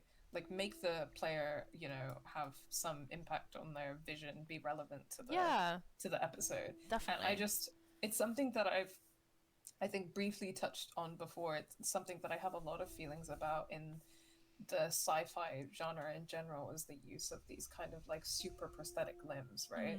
But especially in video games, like, you as if you're playing a character who is an amputee, you are always being given some kind of super powered prosthetic limb. Yeah. And but the actual experience of, like, for example, being an amputee, and obviously, like, this varies depending on, like, your physical disability and the mobility aids that you need and the care that you need to do every day. But the actual experience is that, like, sometimes I, say sometimes I might need to walk around with crutches. Sometimes I need to take care of my stump and put on my prosthetic leg. And what happens if, like, I'm a video game character in these, like, survival circumstances, but I can't, like, switch my prosthetics because the fact that, for example, prosthetics chafe on your skin, so you have to change them sometimes. And, like, actually, and if you get one that doesn't fit you properly as well, like, that's like a huge issue. And like, also, everyday people do not have access to, like, fucking superhuman technology, shockingly. Like, there are prosthetics that exist, but they're not there. That's not the level. Like, no one's getting that on the NHS, please. You know? 100%. And It's that's such a trope in the representation of disability in games, like that specific thing of, like, the super powered amputee. But in this case, obviously, we don't have, like, a super powered disabled person, but we just don't have any there's no change Yeah. in your embodied experience. Yeah. Even though Sean has gone through this enormous physical change. Yeah, absolutely. Plus, like, is worrying about his brother. Like, there's all these other things that, like, the survival aspect of this is really fucking difficult, and it just never comes up, really. Other than Daniel being like, oh my god, I'm sorry, you know? And, like, yeah. It makes me think, so I've been playing this game called Coral Island, which is just a very, like, you know, farming sim, cozy, Stardew Valley vibes, you know, just very low-key, something just to do with my time. There's this really weird element, and I don't know if it's gonna, like, because it's still a fairly new game, and it's, like, quite a small developing team and stuff, so I don't know if it's gonna come out in an update or something, but there's, like, a kind of town centre, and in one of the rooms of the town centre, there's all these, like, wheelchairs that are, like, so it's obviously set on an island, but, like, these wheelchairs, like, there's a little, like, sign next to the wheelchairs, like, oh my god, you can use these all over the island, that kind of thing. And you can't use them. They're just there. And I was like, is this, like, kind of teasing, like, an update where you can, like, choose to be using a wheelchair? Like, what's the vibes here? Because not only do you not have the ability to choose to be in a wheelchair, none of the NPCs are in a wheelchair. It's such a weird thing, and I was like, what is going on here? Like, yeah. And also, you know, is this going to be a thing you have to buy? Like, what's the vibe? And, like, why would you not, if you're going to put it in the design of the game as, like, not interactive, but, like, as scene dressing, why would you not save that for the update if that's what's going to happen? Like, I don't know, just such a weird choice. And I was just like, I feel like they're trying to do something here where they're like, oh, look, if you are disabled, you could use that, but you can't yet. So it's like, well, what? So what was the point? What was the point? What was the reason? And yeah, like, if it's going to come out in a later update, why is this always a last minute? Not last minute, but, like, a last thing. Like, it's never going to come out with the full game. It, like, feels very Sims-like, of like, oh, we're not going to launch with all the colours of skin tones that you want, but we'll do it 6 years later. You know, like it's an like afterthought. Right? Yeah, it's like new DLC just dropped $5.99 for the disability pack. Yeah, and that's how it feels. And even if it's not charging you for it, it's still just like, okay, cool, this is an afterthought though. This isn't the priority. So why, I kind of almost feel I mean, again, if it ends up being that they do an update, a free update, hopefully, where you can use these wheelchairs, like, great. But that should have been there initially, and I understand there's a certain amount of developer limitations, but I think for something like that, that's actually pretty easy to code. Like, you're moving around still, and if these wheelchairs supposedly work across the island, then that would have been in the planning of the island anyway for this future update, right? It's interesting because,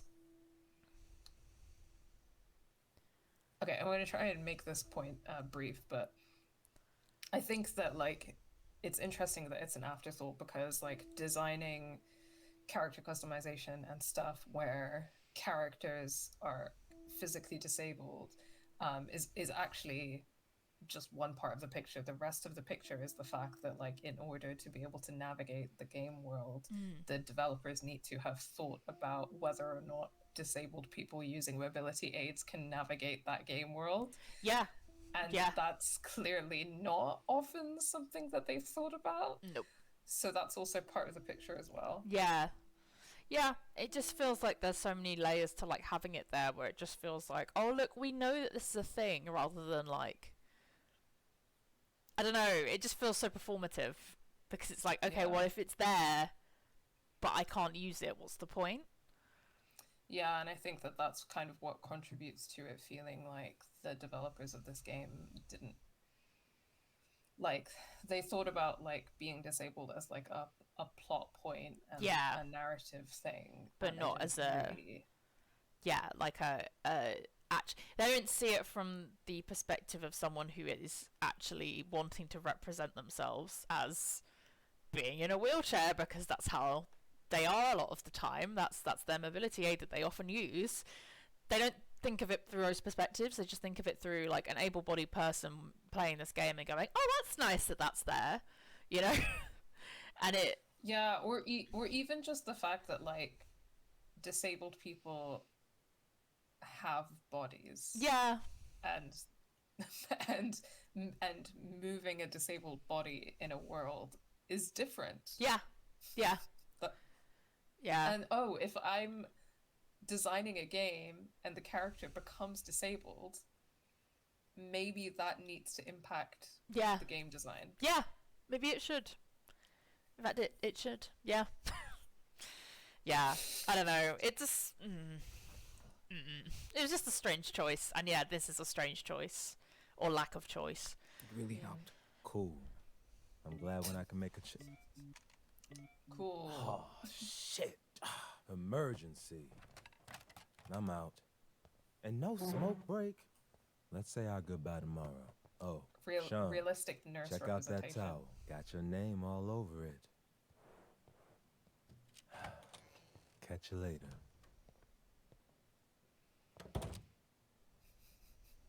No smoke break, I mean. That's Joey. realistic nurse representation. You are her boss. He's fine, Sean. I need this kid to want better for himself. I know that he doesn't know any better, but I know that, like me, in 10 years, he'll be like, wow, Haven't that seen Joey you in a guy. long time. Yeah, he sucked. So I know that I probably would have been similar when I was his age, but now I'm like, huh. Yeah. It again. Litmus. Using your experience of Life is Strange games as a litmus test for. Damn. Politics. Glad Steven's leg is better. I'm gonna read Must this. be tough on Claire. Sean, we're grateful to find out that you're safe and awake. The police contacted us when you were found unconscious in Humboldt County. We weren't allowed to visit you in the hospital, but we want you to recover ASAP. The doctor said you woke up from that coma stronger than before. The doctors lied. She didn't say that. The most important thing now is to find Daniel. We are helping the police any way we can. They really want to help find him too, Sean. Hopefully this reflects well during your trial. We know this must be hard for you after everything you and your brother have been through. You're both in our thoughts and prayers every day and night. Remember, you're a family and we love you. We hope to visit you in Jelena Shore as soon as we can. Take care, Claire and Stephen. There's so much to unpack here, but again, I'm going to try and keep it as short as I can. So, we are helping the police as much as we can. But not you. We hope to visit you in Jelena Shore as soon as we can, and I hope this helps with your trial. I think this is really an extension of what we talked about in episode 2, which is that Claire and Stephen have they love the criminal justice system. They've already decided that he's gonna end up in jail. They don't care. They're like, yeah, that's where he belongs. Yeah, and they've already decided his guilt. Yeah. And they've already decided that he's going to jail. Yeah. And also, they think that he should be put on trial. Yeah. Because they don't believe him. They don't have faith in him. Fuck these guys. Mm-hmm. Fuck them. Just garbage. So glad Chris is okay. No worries, Miss Mango. That kid is a real superhero on his own. Hi, Sean and Daniel. I hope you're okay. I'm fine, but I miss both of you a lot. After my accident, I had to wear a stupid cast forever. I was trapped in my room all winter. Sucks! But summer's here and I can play again after all the snow is gone. You should come back to see Beaver Creek without the snow. I'll be waiting for you, Chris and Captain Spirit. P.S. We need to save Beaver Creek from swamp bugs. Aww. Sweet boy. Sweet baby boy. I'm glad he's fine. Yeah. Okay. I miss Cass so much. Wish I could hold her. Howdy, city boy. I'll take this one. Yeah, go for it. Howdy, city boy. Bet you're surprised to hear from me. I found out we were in the same hospital from the police after we were questioned when I was checked out a month ago. So I took the chance to write and help you get this. Wish I could say everything I want, but you never know who's reading, right? If anybody else is reading this, fuck you. I truly hope you are okay after what happened. As for me, I don't remember much except the explosion at Meryl's office. Then I woke up in the hospital with blood trauma, healing, and what the doctors call blast lung injury, hurting. There we go. Just glad that I can still play guitar and sing, not that I feel like it. You learned a shitload about medicine stuck in a hospital bed. As you know, my sweet compadre, still working on that Espanol, miss my lessons and my teacher. You probably know more about what's going on than me, but Hannah, Penny, and I were released without charges. The police were stoked to bust a farm of drug traffickers rather than us gutter punks toiling out in the field. We asked about you and Daniel, but got no answers. Surprise. So with Finn and you gone, our rail family is kind of broken up. Now we're just a lonely trio, train hopping up and down the state, but it feels like we're going in a loop to nowhere. Hannah and Penny aren't the same, and we fight too much. I'm not even sure we'll be together again for much longer. Shit changes, right? Maybe I'll have a whole new set of blues songs for the road. I know you're going to trial soon over the Seattle situation, and you will get the justice and freedom you deserve. You and Daniel are amazing brothers, and I hope you can find your way home soon. I hope we can swim naked again under a new moonlight. It's a big world, and maybe we'll meet again someday. I'll always be singing your song. Love and peace, Cassidy. That's not Cassidy's voice, but... I loved it. It was great. It's like your white girl voice. I just let it happen. I mean, that was a white girl voice, but you know what I mean. Your Valley girl accent. I just let it happen. I just let you do it. Let you do your work, you know. Thank you very much. I don't know what that was.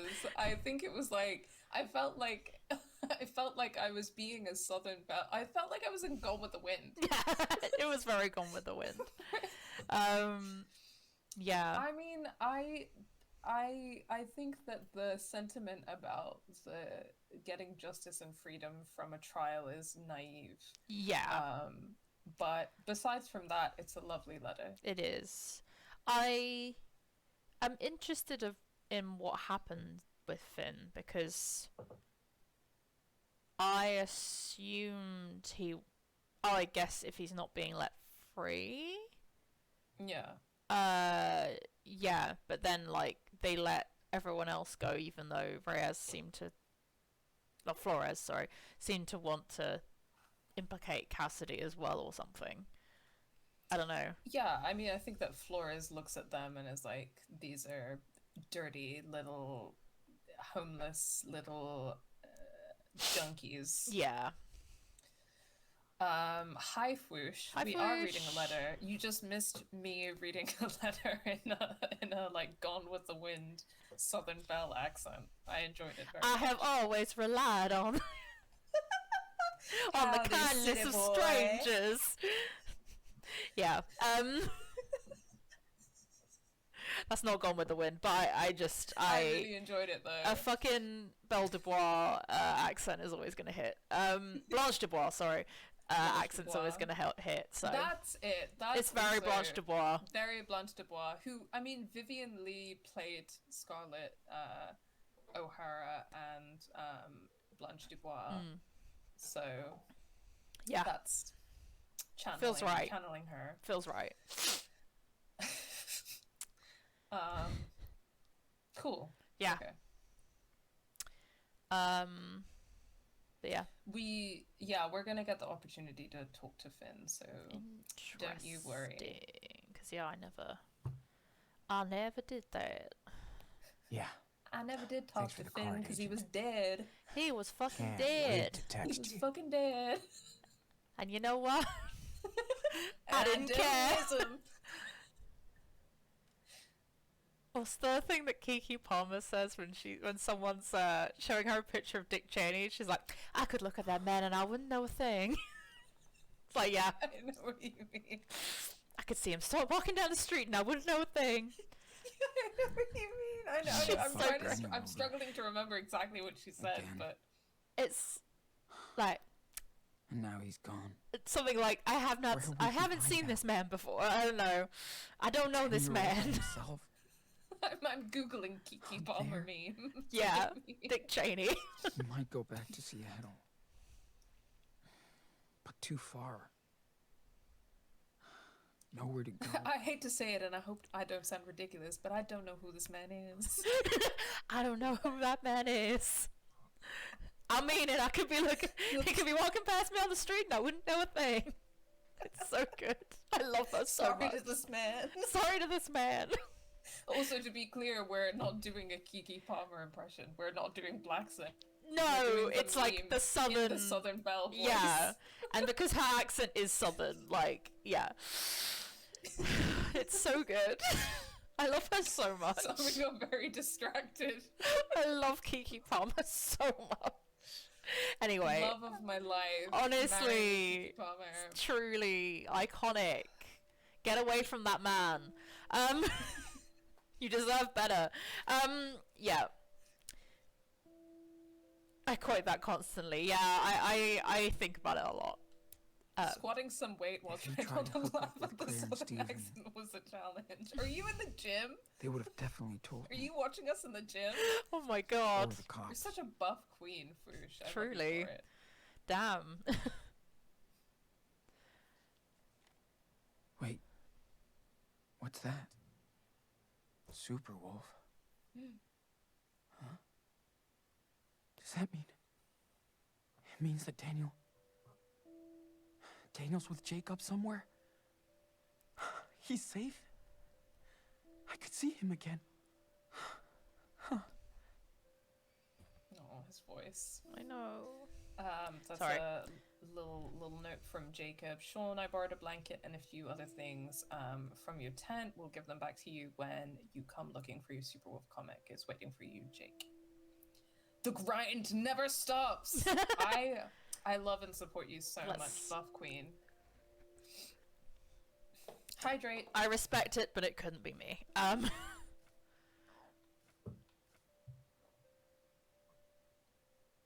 What does that? Akira Annual. Okay. Akira. I was like, what the fuck does that say? Have you seen Akira? No, I have not. Sorry, my knowledge of oh,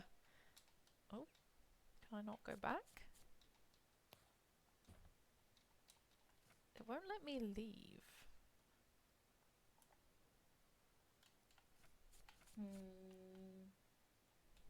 Odd. Oh, can we only do it when we're back on that All we page? gotta Maybe. do is find that page with Jacob's home. It's a battle between the urge to live the life I want to have versus needing to build the Haven strength to Point. kill 3 people or save Nevada. 3 people, and more often than not, the latter wins. Okay. I gotta get to... We love you, Fwoosh. We love and support you, and you're so brave for building the strength to kill 3 people or save 3 people. Like, yeah. we need that on our side. So At least you're not just doing it for us; you're doing it for the community, the that revolution, is the greater good. powerful. Yeah. And thank you. Gotta find a way to I did escape. hydrate, and I figured out how to get out of here. So Great. okay. Prison break. Yeah, at the same time. So you're killing 3 cops and saving 3 gays, right? The Lord's work. The Lord's work. You're doing the Lord's work. The Lord's work. MashaAllah. Sacred Hope Hospital. Why are they all fucking called that in America? What Okay. is this? Time to clear off, Nat. I don't know, man. I This mean, whole I know it's hospital's so quiet. Americans don't also make any love noise. Mount Sinai.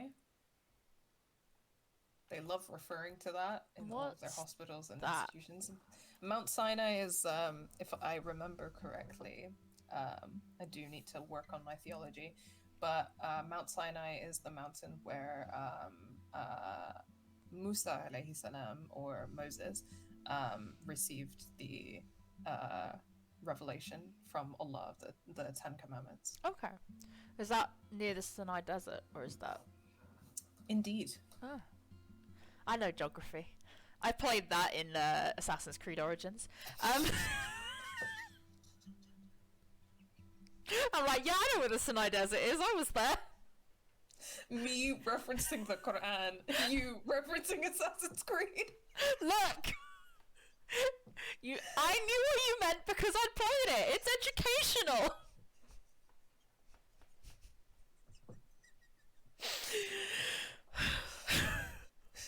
It's already been a day for me so far, hasn't it? See, battle of Sinai between the... Oh, Israelis. I was like trying to work out what that word was. I was like, huh? Israelis yes. and Egypt. And a few other Arab countries, yeah. It's Not Real has been out for the Sinai for fucking forever. They want to expand their territory, don't they? Yeah. God. Find a way to get the hell out of here. Okay.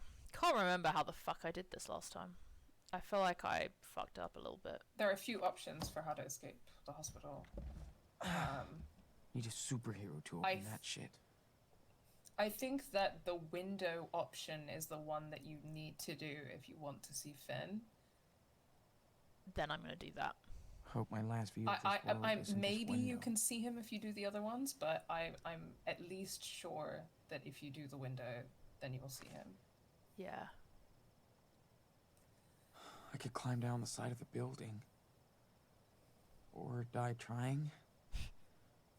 Well, honestly, I would rather die than go to juvie. Yeah. So Yeah. One stupid car. And I'm out of here. It's dead tonight. Works for me. And that's all I can look at out here. Can't open that window. if I was okay. facing life in prison, like I don't know. Yeah. I think that I would maybe rather die. Joey's the only one who helped me get through this shit. And he didn't even do a good job of it, so... Or die trying, that's not the spirit. Do or do not. You're just too revved up because you're at the gym. You're like, I can climb this hospital scaffolding. Nada. I was gonna say something as well. Yeah. So on the subject of Israel trying to expand its territory into Egypt. I just gotta get past that locked door. Sorry. And an angry guard. That's okay. So I guess first to describe in more detail what we were just talking about. So there's a visualizing Palestine graphic somewhere which I will look for in order to reference this correctly, like the dates correctly. But there was a period in time where Israel did occupy that part of Egypt. What, like during this current occupation? So it's not occupied anymore, but as it in used to be occupied during. As in, I meant during, since like 47. Yeah, definitely since 47. So okay, interesting. I know that I have this graphic saved somewhere, so I'm just looking for it now. It's showing a border of Syria being part of Israel. Yeah. Hell. Yes. So okay, I'll find the link, but I had this graphic saved, so I'll look at it on my screen and I'll find the link and share it later. But Israel currently does occupy part of Syria. Not a lot of people know this. The Golan Heights in Syria have been occupied since 1967, so Israel seized them in 1967, which is also when they seized the West Bank and Gaza. That's still occupied. A lot of people don't know that, but Israel is still occupying part of Syria called the Golan Heights. Israel occupied the Sinai in 1967 as well. So actually they also seized part of Egypt during the Six-Day War in 67. But that was reclaimed by Egypt or taken back by Egypt in 82. So the Sinai was occupied by Israel for 15 years before, and they won it back. Yeah. And part of Syria is still occupied. Southern Lebanon was occupied from 82 to 2000, and Israel is attacking southern Lebanon again. So, Yeah. So that's just more detail about what that's in reference to. And then the other thing I was going to say is that you should read Minor Detail by Adania Shibli. I've recommended this to quite a few people, but the first part of that book, and she's a Palestinian author, is like told from the perspective of an Israeli soldier in 49 when Israel was occupying the Negev, which is the desert region in southern Palestine. And I've seen some people describe it as a desert horror, which I think is really accurate, because there's something so delicious about the way that she conveys this like white colonizer struggling against the elements in order to like occupy control of the land. I love when, especially, it's like when people show pictures of like how fucking burnt so many of Israelis are. It's like when the literal environment that you are trying to occupy is rejecting you. You know, it's like it just feels so right. Yeah. Just so elemental, you know? Yeah. It's like even Palestine itself is rejecting you. Literally. Yeah, there's this amazing part in the book where she's describing like his like blonde beard and like his like he's sweating and he's so uncomfortable, and I was just like get him. Get him. I loved it. Yeah, there's this dumbass ad that Carrefour posted in a brochure, which is one of the reasons why Carrefour is on the BDS list. Oh, I didn't know that. Showing obviously Palestine as Israel, but they're also showing the border of the Golan Heights in Syria being part of Israel. I love it when nature fights back. Yeah. So true. Okay. Mother Earth is against you. God is against you. By you, I mean Israel. Wish I could just walk out.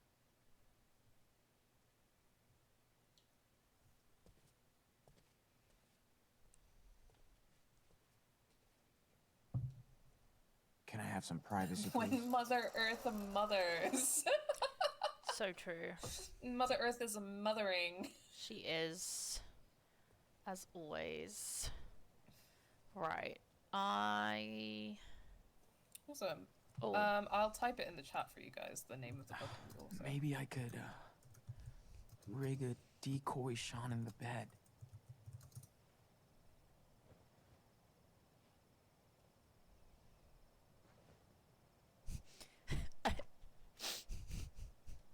Sorry, this is so inappropriate, but I just think of whenever they put something like here in a video game, I'm just like, they've stuck it up their ass. There must be Me a way too, to leave every this room time. without alerting It's like, wow, it really holds so much, you know.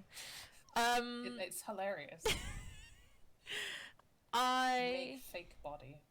I guess. So I don't know what I'm doing. I'm just trying shit. yeah, I think ultimately we want to go out the window. Yeah. But we can fuck about till then. Fuck around and find out. But it might work for a second. Like, do you want to try and get the Joey interaction? Not particularly. I'm more into getting out of the window. Yeah, that's fine then. Just open it?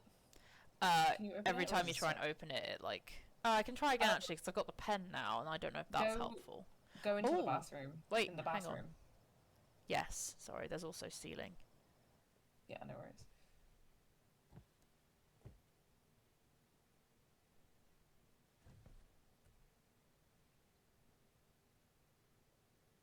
How would he get up there, though?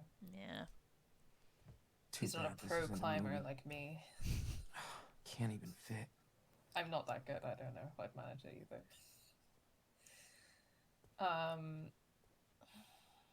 Yeah, so I think that you can pull the ambulatory bar.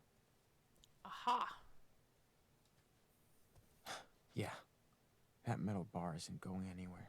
Oh. There's one that's loose.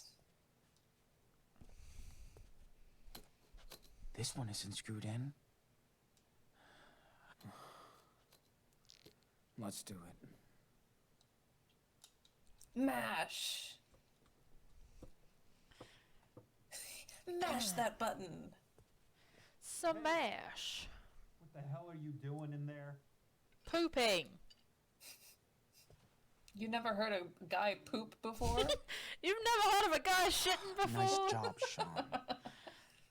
Now the guard is awake and pissed off. Who cares? We'll be out the window before he Fuck that has guy. the chance to notice. Also, the book I recommended, Minor Detail, was up for an award in Germany, which was then cancelled because the author is Palestinian. There's no other reason, and Germany is racist. Fuck Germany. Fuck Germany, honestly. You'd have thought they'd have Honestly- learned, but no. No, honestly, like, embarrassing behavior from the country that Really did the embarrassing. Holocaust. Like, Like- what the fuck are you doing? It's, you know what's This is really great, funny is Sadir. that... Don't freak out. Hold on. Just Sorry. get out. Is that, you know, for years, my white friends have been talking about how much they love Berlin and I should Yeah. go to Berlin. And, like, Germany is so good at talking about its history of, like, Nazism. And, like, I've never fucking trusted it. And I've never Yeah. been to Germany, so I can't tell you for real. But, like, so, like, for years, so many of my fucking white friends who, like, love going to Berlin for a music festival or something and are, like, progressive or Just whatever have said that shit, and I've keep never going. trusted it. I've Yeah. never trusted it. And now I'm like, I'm not glad, Holy shit. but I do love to be proven right. Take a breath, dude.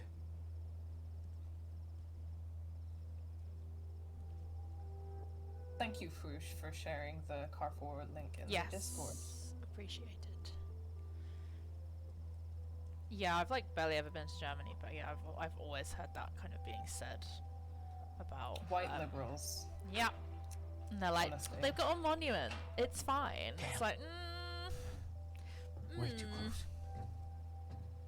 I don't think that, I mean, there's something to really be said for, like, the politics of Holocaust remembrance. Yeah. Yeah. Also, sorry, just on the monument fucking topic. So, Go in. Get him. I don't know if any of you have visited New York. I went to, because I was curious. I was there for a few days, and I was on my own, and I was like, well, you know, I want to kind of see the big things, and because I was curious, I was like, I'm gonna go to where the World Trade Center was, just because I'm curious about what's there Oh, and like boy. how it is. You have to pay to get in, number one, to go into any kind of museum or memorial. I think it's like a museum. Like, you have to pay to get in. Which I didn't, because I was like, fuck that. There is a Westfield Mall underneath where the World Trade Center is. Or That's was. insane. There That's is a actually whole insane. ass Westfield Mall. I went to a Pret-a-Manger and had a fucking mac and cheese under where the fucking World Trade Center is. And I was sitting there like, this is surreal. People are Sorry, every time I No, think about that's this, I crazy. get so angry. There was, like, fucking designer stores and shit. Like, people were just casually there to shop. And I was like, I'm That's- sorry. The No, amount... that's fucking crazy as well, because people always accuse people like us, who are anti-imperialists, I mean, Yeah. of disrespecting the This is memory it. of the I was tragedy like, of that is so 9/11. disrespectful, and like all I ever fucking hear from Americans is about like respecting like the fact that 9/11 happened. It was the worst thing that's ever happened in the whole fucking world. And I'm like, You don't even respect don't even respect what it. happened. Yeah. Fuck me. it was baffling. I literally thought I was losing my mind. I was like, no, surely this isn't here. But it was. It was. It was a Westfield, and Fucking grim, man. go fucking figure, honestly. And yeah, again, you had to pay to get into the memorial. So someone's like making money off of the site of 9/11. Oh well, in a way, a lot of people are making money off the site of 9/11, but yeah, that really is the cherry on top. Yeah, it's not a proper memorial. It's not like a big statue or anything. It's literally just like a museum you have to pay to get into. That I assume is about 9/11, but like, yeah. That's fucking enraging, isn't it? Isn't that fucking wild? Like, I truly was like standing there, and obviously it's like that tourist thing of like standing there and loads of people just going about their business around you, but I was literally standing there like, because I didn't know what was there. I just was like, oh, there's a World Trade Center memorial, like it would be interesting to go. Yeah. I'm in New York, I might as well. Yeah. And like just seeing what was there, I was like, I feel like I'm hallucinating. Like I feel like I've got into a parallel universe right now. Like, what? You're telling me there's not a free fucking memorial for like everyone to fucking see? Mad. Absolutely mad. Anyway, yeah. Yeah, I think my brief point on the politics of Holocaust remembrance would be, there's a lot you could say about that, but yeah. I think that in terms of like the conversation we're having about Germany, like I think that it kind of goes to show that like remembering something in and of itself is not enough. No. Like when we talk about remembrance, we have to like, there's a politics of how that remembrance is framed and how it's contextualized and how it's utilized to think of the present and the future and the past. So by that I mean,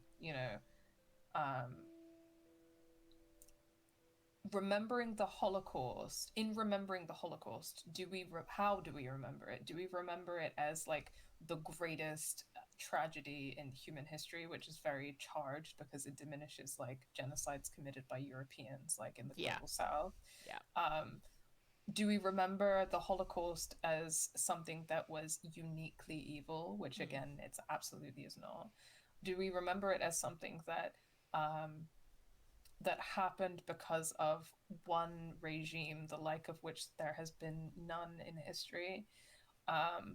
Do we think about how the Nazis, like, the way that Israel and America are doing now, like people have been doing centuries, manufacture consent from the general population to commit genocide? Do we really think about that? Like, do we really unpack that and how that's relevant to us now? Because if we really were remembering the Holocaust in order to be like, let's look at this as a case study for how a regime manufactures consent for genocide of this scale. Let's like really think about that, and then let's apply this to our lives so that we can, none of us are immune to propaganda, right? This is the thing. None of us are immune. So if we were like really engaging with Holocaust remembrance in a way that was about like actually understanding why the Holocaust happened and how we stop things like that from happening again, then it would be very different. But the truth of the matter is that Western regimes weaponize the Holocaust, which is disgusting, by the way. That is disgusting. It's racist, it's anti-Semitic, it's homophobic, it's disablist to weaponize such an enormous genocide to various groups of people, to legitimize imperialism. Yeah. But that's where we're at. And I think that we really have to think about these narratives that the Holocaust is uniquely evil, or that Hitler was uniquely evil, or that there's never been a greater tragedy in human history. Because all of those narratives are incredibly white supremacist narratives. Yeah. And we also need to kind of on an individual level be like, stop assuming that if we had been alive during the rise of Nazi Germany, that we know what we would have done. Yeah. Because a lot of people have said this already, but whatever you're doing now is what you would have done.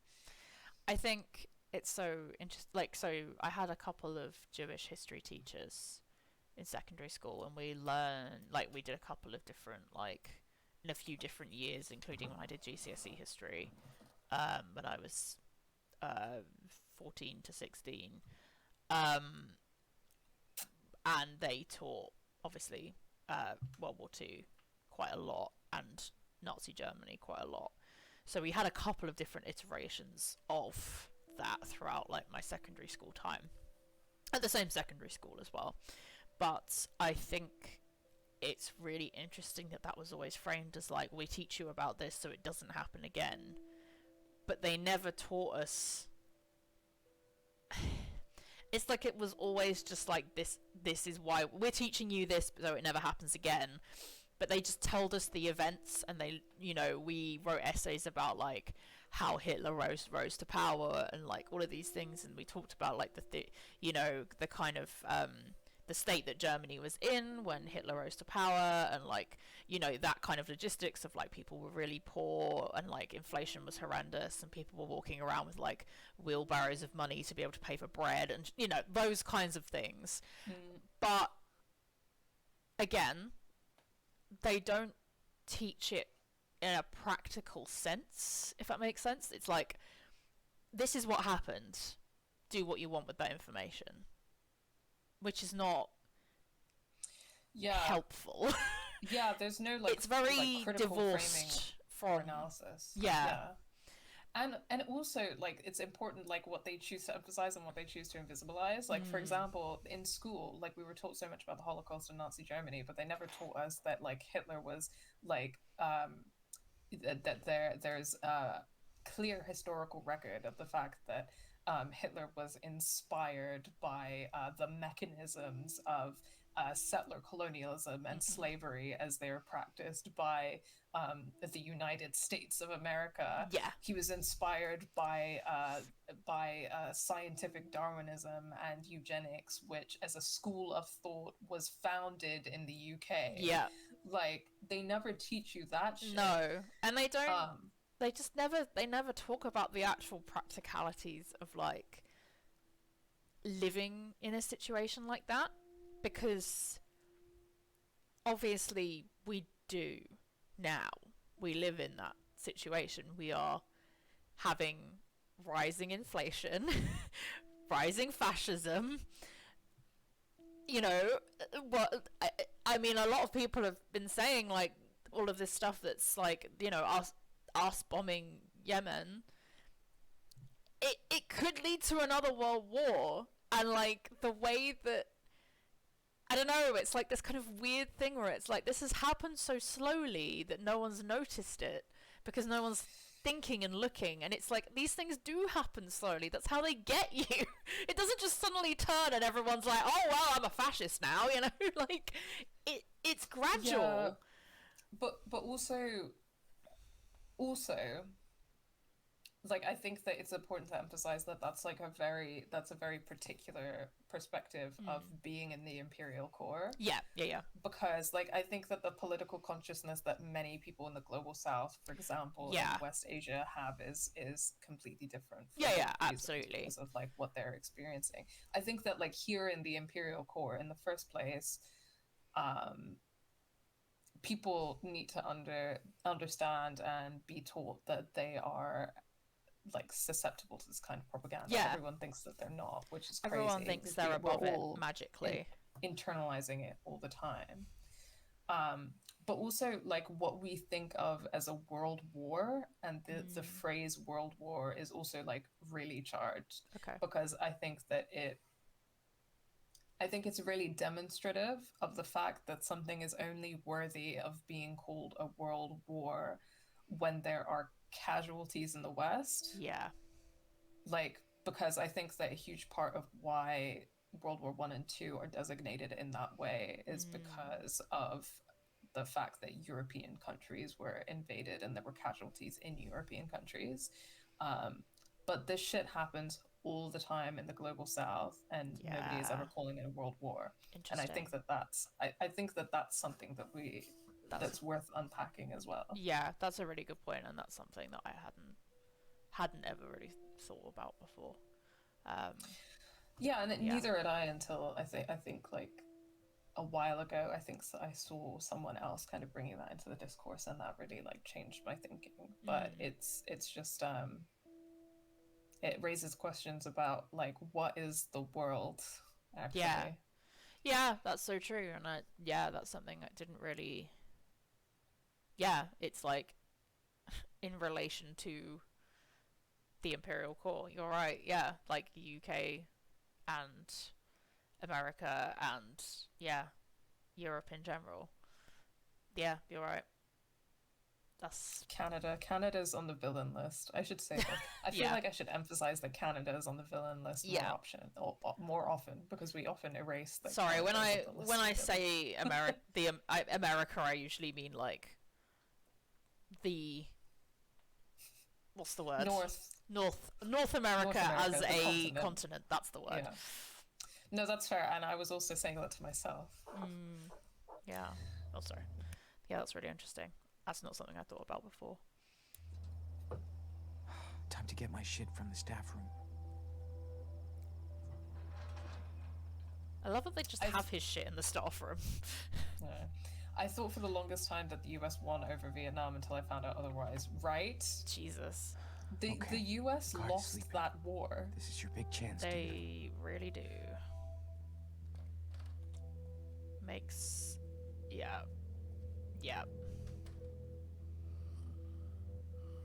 makes me think of how often when people talk about the Star Wars series being like about kind of loosely about the Vietnam War, and everyone's like, well, that would make America the bad guy, that would make them the empire, and it's like, yeah Yes, are we the baddies? When someone sees the point and is like, wait, surely what? that's not the point. That's not the point. That doesn't make sense. No way that's the point. No way. God. But yeah, I mean, all love and power to the Vietnamese, and I support people learning more about the Vietnam War for a lot of reasons to counter like imperialist propaganda, but also because it's pretty fucking inspiring what the Vietnamese accomplished. Yeah. That's Finn. There he is. No way. What is he doing here? Well, do you want to talk to him? I want to talk to him. Yeah. Let's see what he has to say for himself. Finn, hey, over here. Hey, piece of shit. What the fuck? You dickhead. Shit. No way. Sean, what the hell are you doing here? I'm trying to bail. Son of a bitch. I wish I knew you were here. Could have hooked up. Shit. So... Y'all need to stop using hooked up so loosely. I know, I'm always like, what? I'm like, bitch, I don't want to hook up with you. We've established this. Bro, you're disgusting. Your personality is disgusting, and you have those disgusting white dreadlocks. Yeah. That smell like garbage, probably. Not to judge someone's value on how they smell, but I just want to be mean. Yeah. And then when it is racially relevant, it is fine. Politically fine. Yeah, he's white, so it's fine. I can call him smelly. Oh. Again, sorry, this is like completely not on topic, but I read the worst article of my life yesterday at work. Oh my god. Wow. Because I was bored and I just saw this come up on my fucking timeline, and I was like, this surely can't be as bad as I think it's gonna be. And it fucking was. No. It was on The Guardian.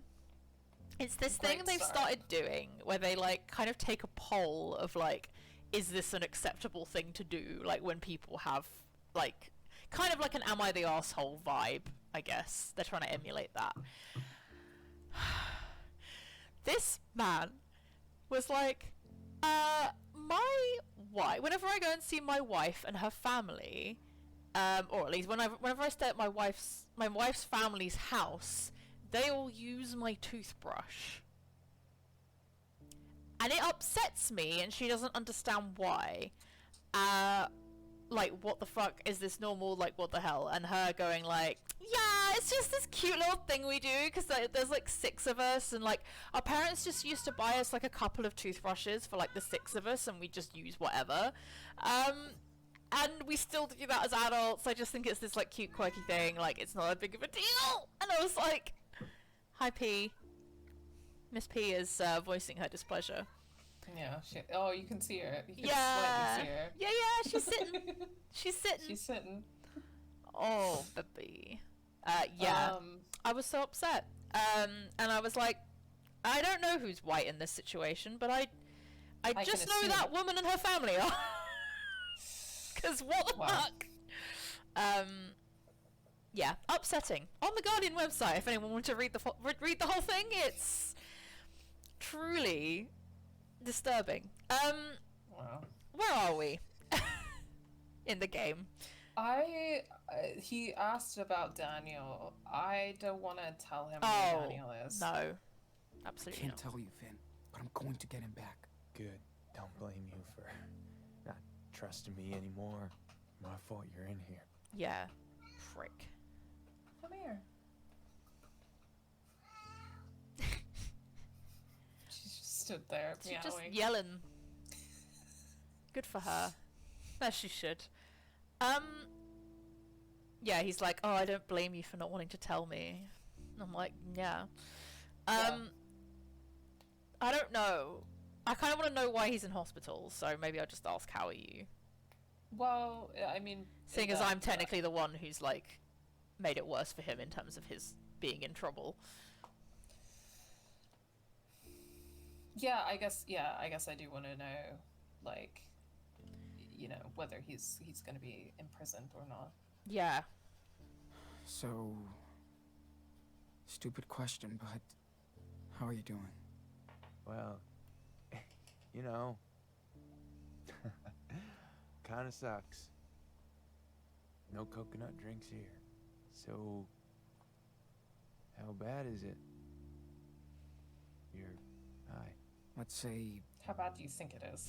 I still got one left. John,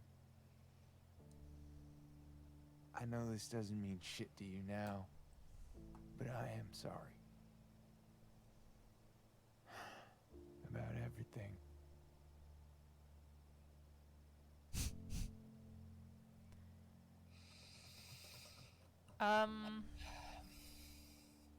I don't know what they mean by too easy, as in it's too easy for him to say that now, or...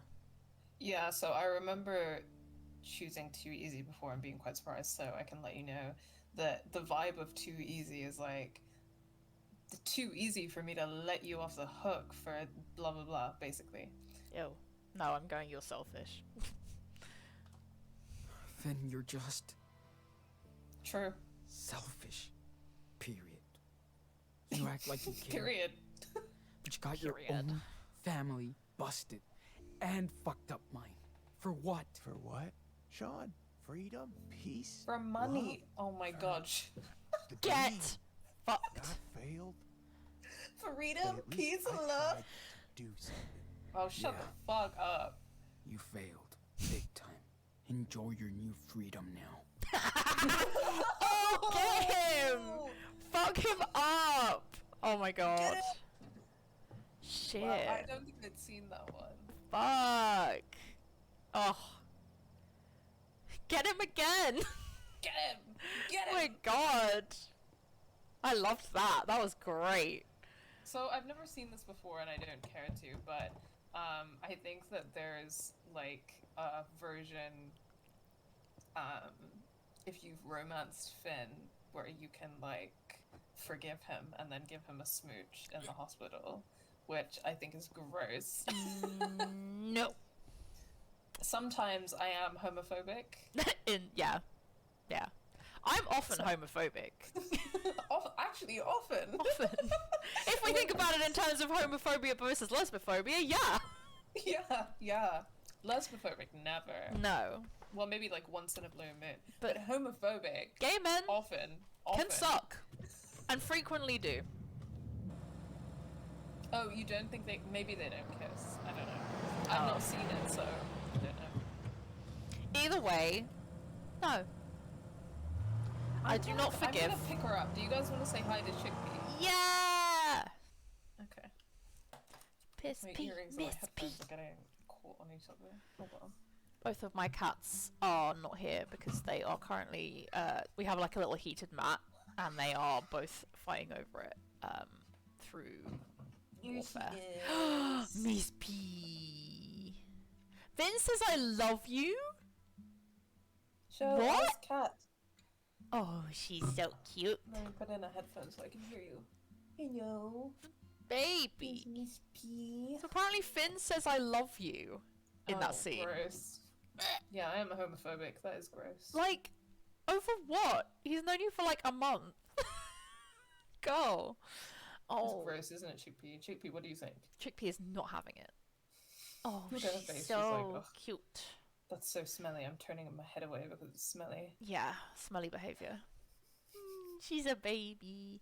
Oh, you confirmed that you're allergic to cats. That's sad. I am allergic to my cats. Me but too. I choose... Me too, and yet I'm always like, ah. Yeah, literally this morning. So Arthur loves giving me cuddles, and like he loves being picked up, and like cuddled and stuff, which is like so rare for a cat.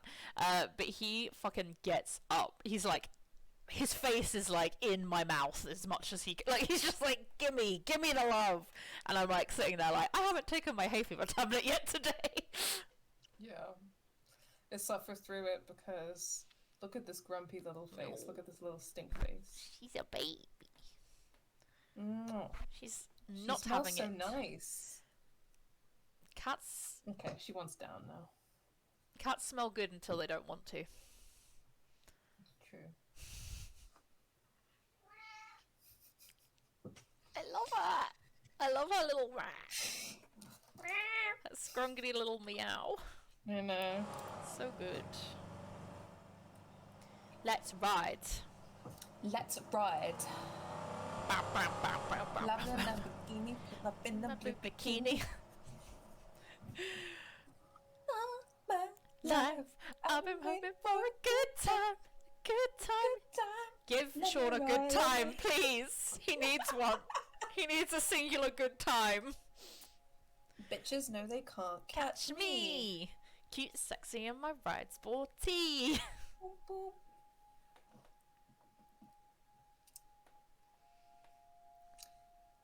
Beep beep, so let's ride.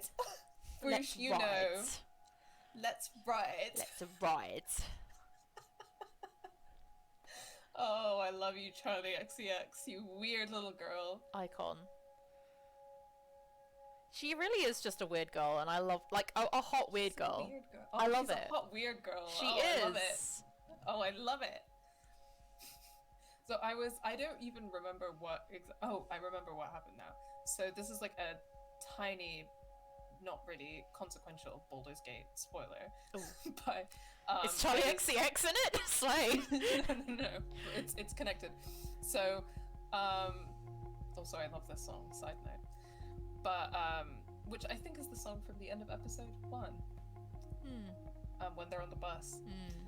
But, so I was, with my party, which included Asterion at the time, who is the, like, sexy bisexual vampire that everyone loves, and my hot take on Asterion is actually that I think he's boring, but whatever. Fair. Anyway, and then, we met this one woman who was like, I will give you some, like, high-level potions if you let your vampire, drink my blood. And I was like in the flat on my own, but you know how it is when you're playing video games on your own, you talk to the screen, and I caught myself saying, "Ooh, you little freak, I love it." I said those words out loud, exactly like that. Ooh, you little freak. She's into some shit.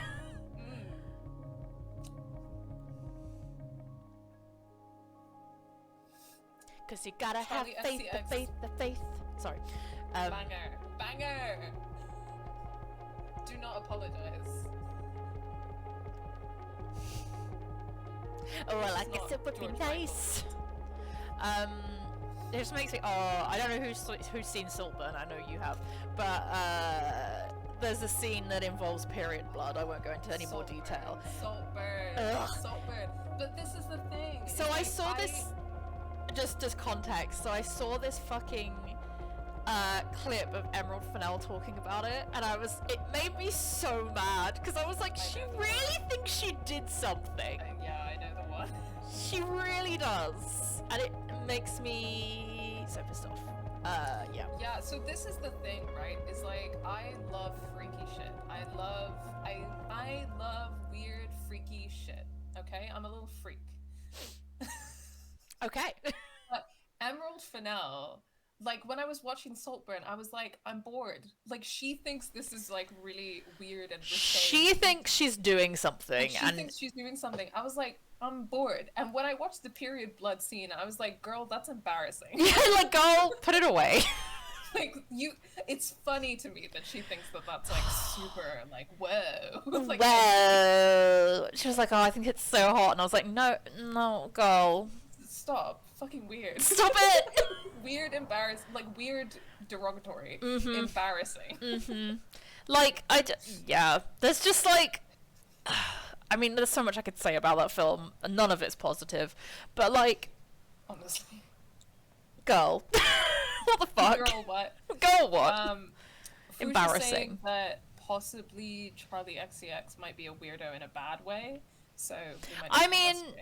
I feel like, yeah, I see that. I feel like she's very much just one of those people who just, like, doesn't know anything, doesn't really care to know anything about a lot of shit. So just sort of I wouldn't be surprised. Says stupid shit.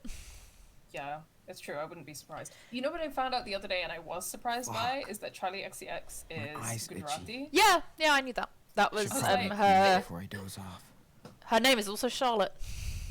Yeah, I think her dad is either Gujarati, like half. I don't know. Yeah, a percentage of. I don't know. Yeah, blood contents. You know what I mean. The point is, she's Desi's sister. Yeah, I was surprised by. Yeah, I think as well though she doesn't really. She very much leans into the exotic white vibe rather than spicy bite. Yeah. Yeah, because I wouldn't have known that she was Gujarati if I hadn't been told.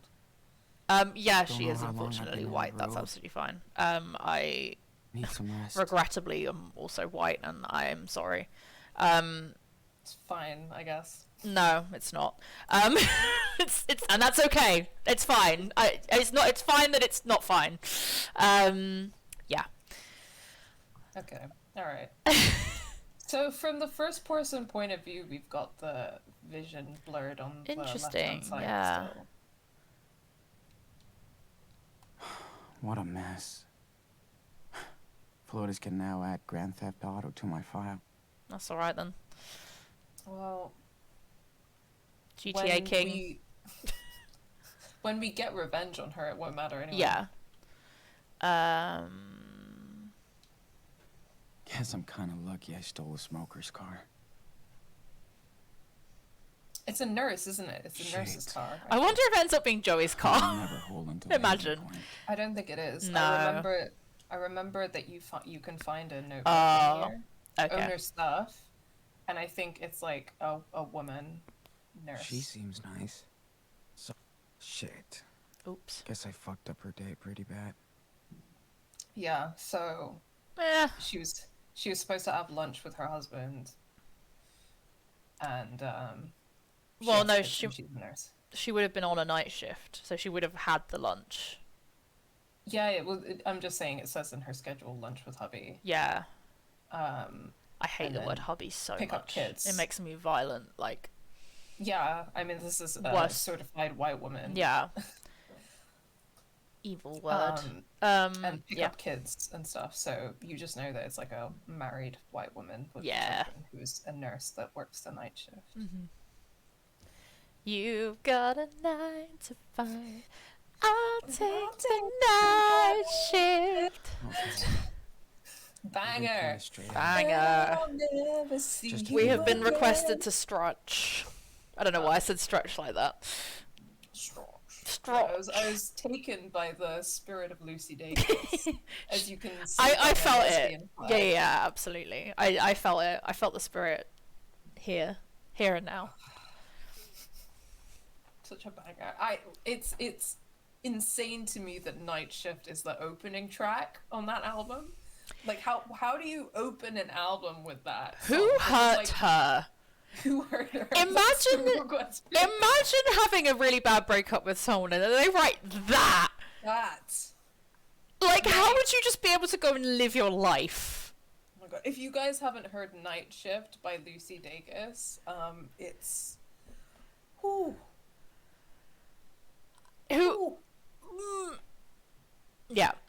Yeah, just straight out the gate, like, I'm gonna. And she opens an album with that. Yeah. Holy shit. Go. Holy shit. By the time I'm done listening to Night Shift, I'm emotionally spent. Like, I feel like I've listened to the whole album by that point. I'm like, I've done it. That's like all of Ethel Cain's Preacher's Daughter. Like, that's the same emotions. Like, fuck.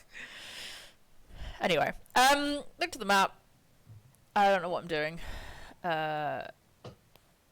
Come on. No. Did you interview everyone in that hospital? Oh my god, yeah, I didn't realise that's not his card from her. He's like, I'm trying to get the fuck away from this woman.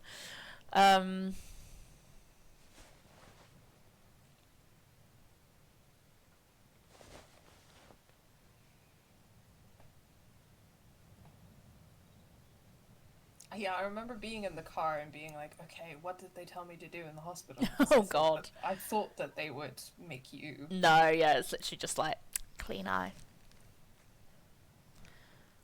Which, you know, again, this is my favorite episode, but I just, you know, I Alright. think that these things could have made it even better. Yeah. That's all.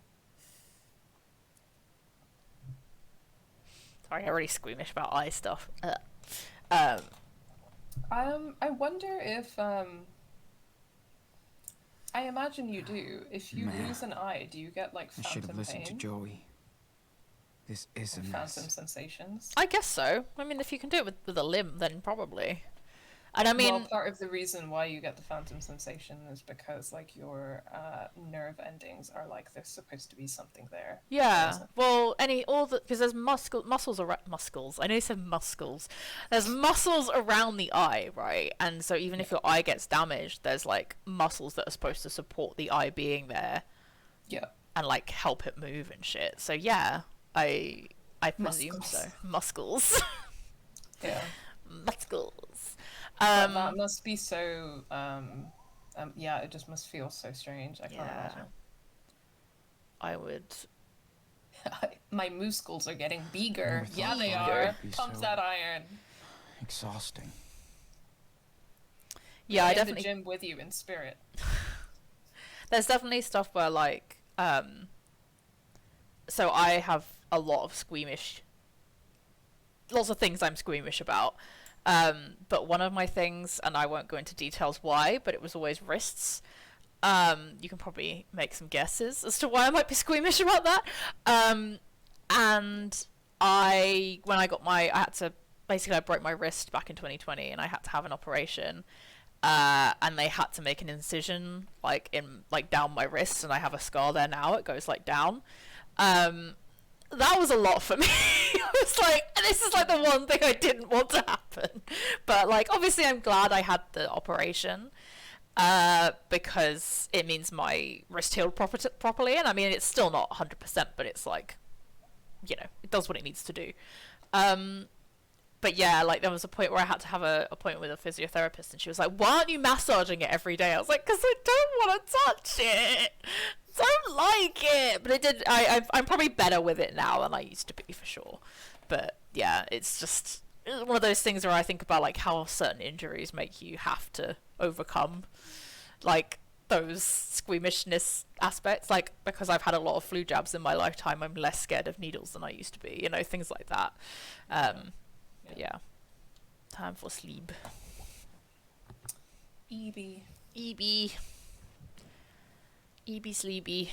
God, this boy needs a proper comfy fucking bed, because I know those hospital beds are horrendous. I never get a good night's sleep in them. No.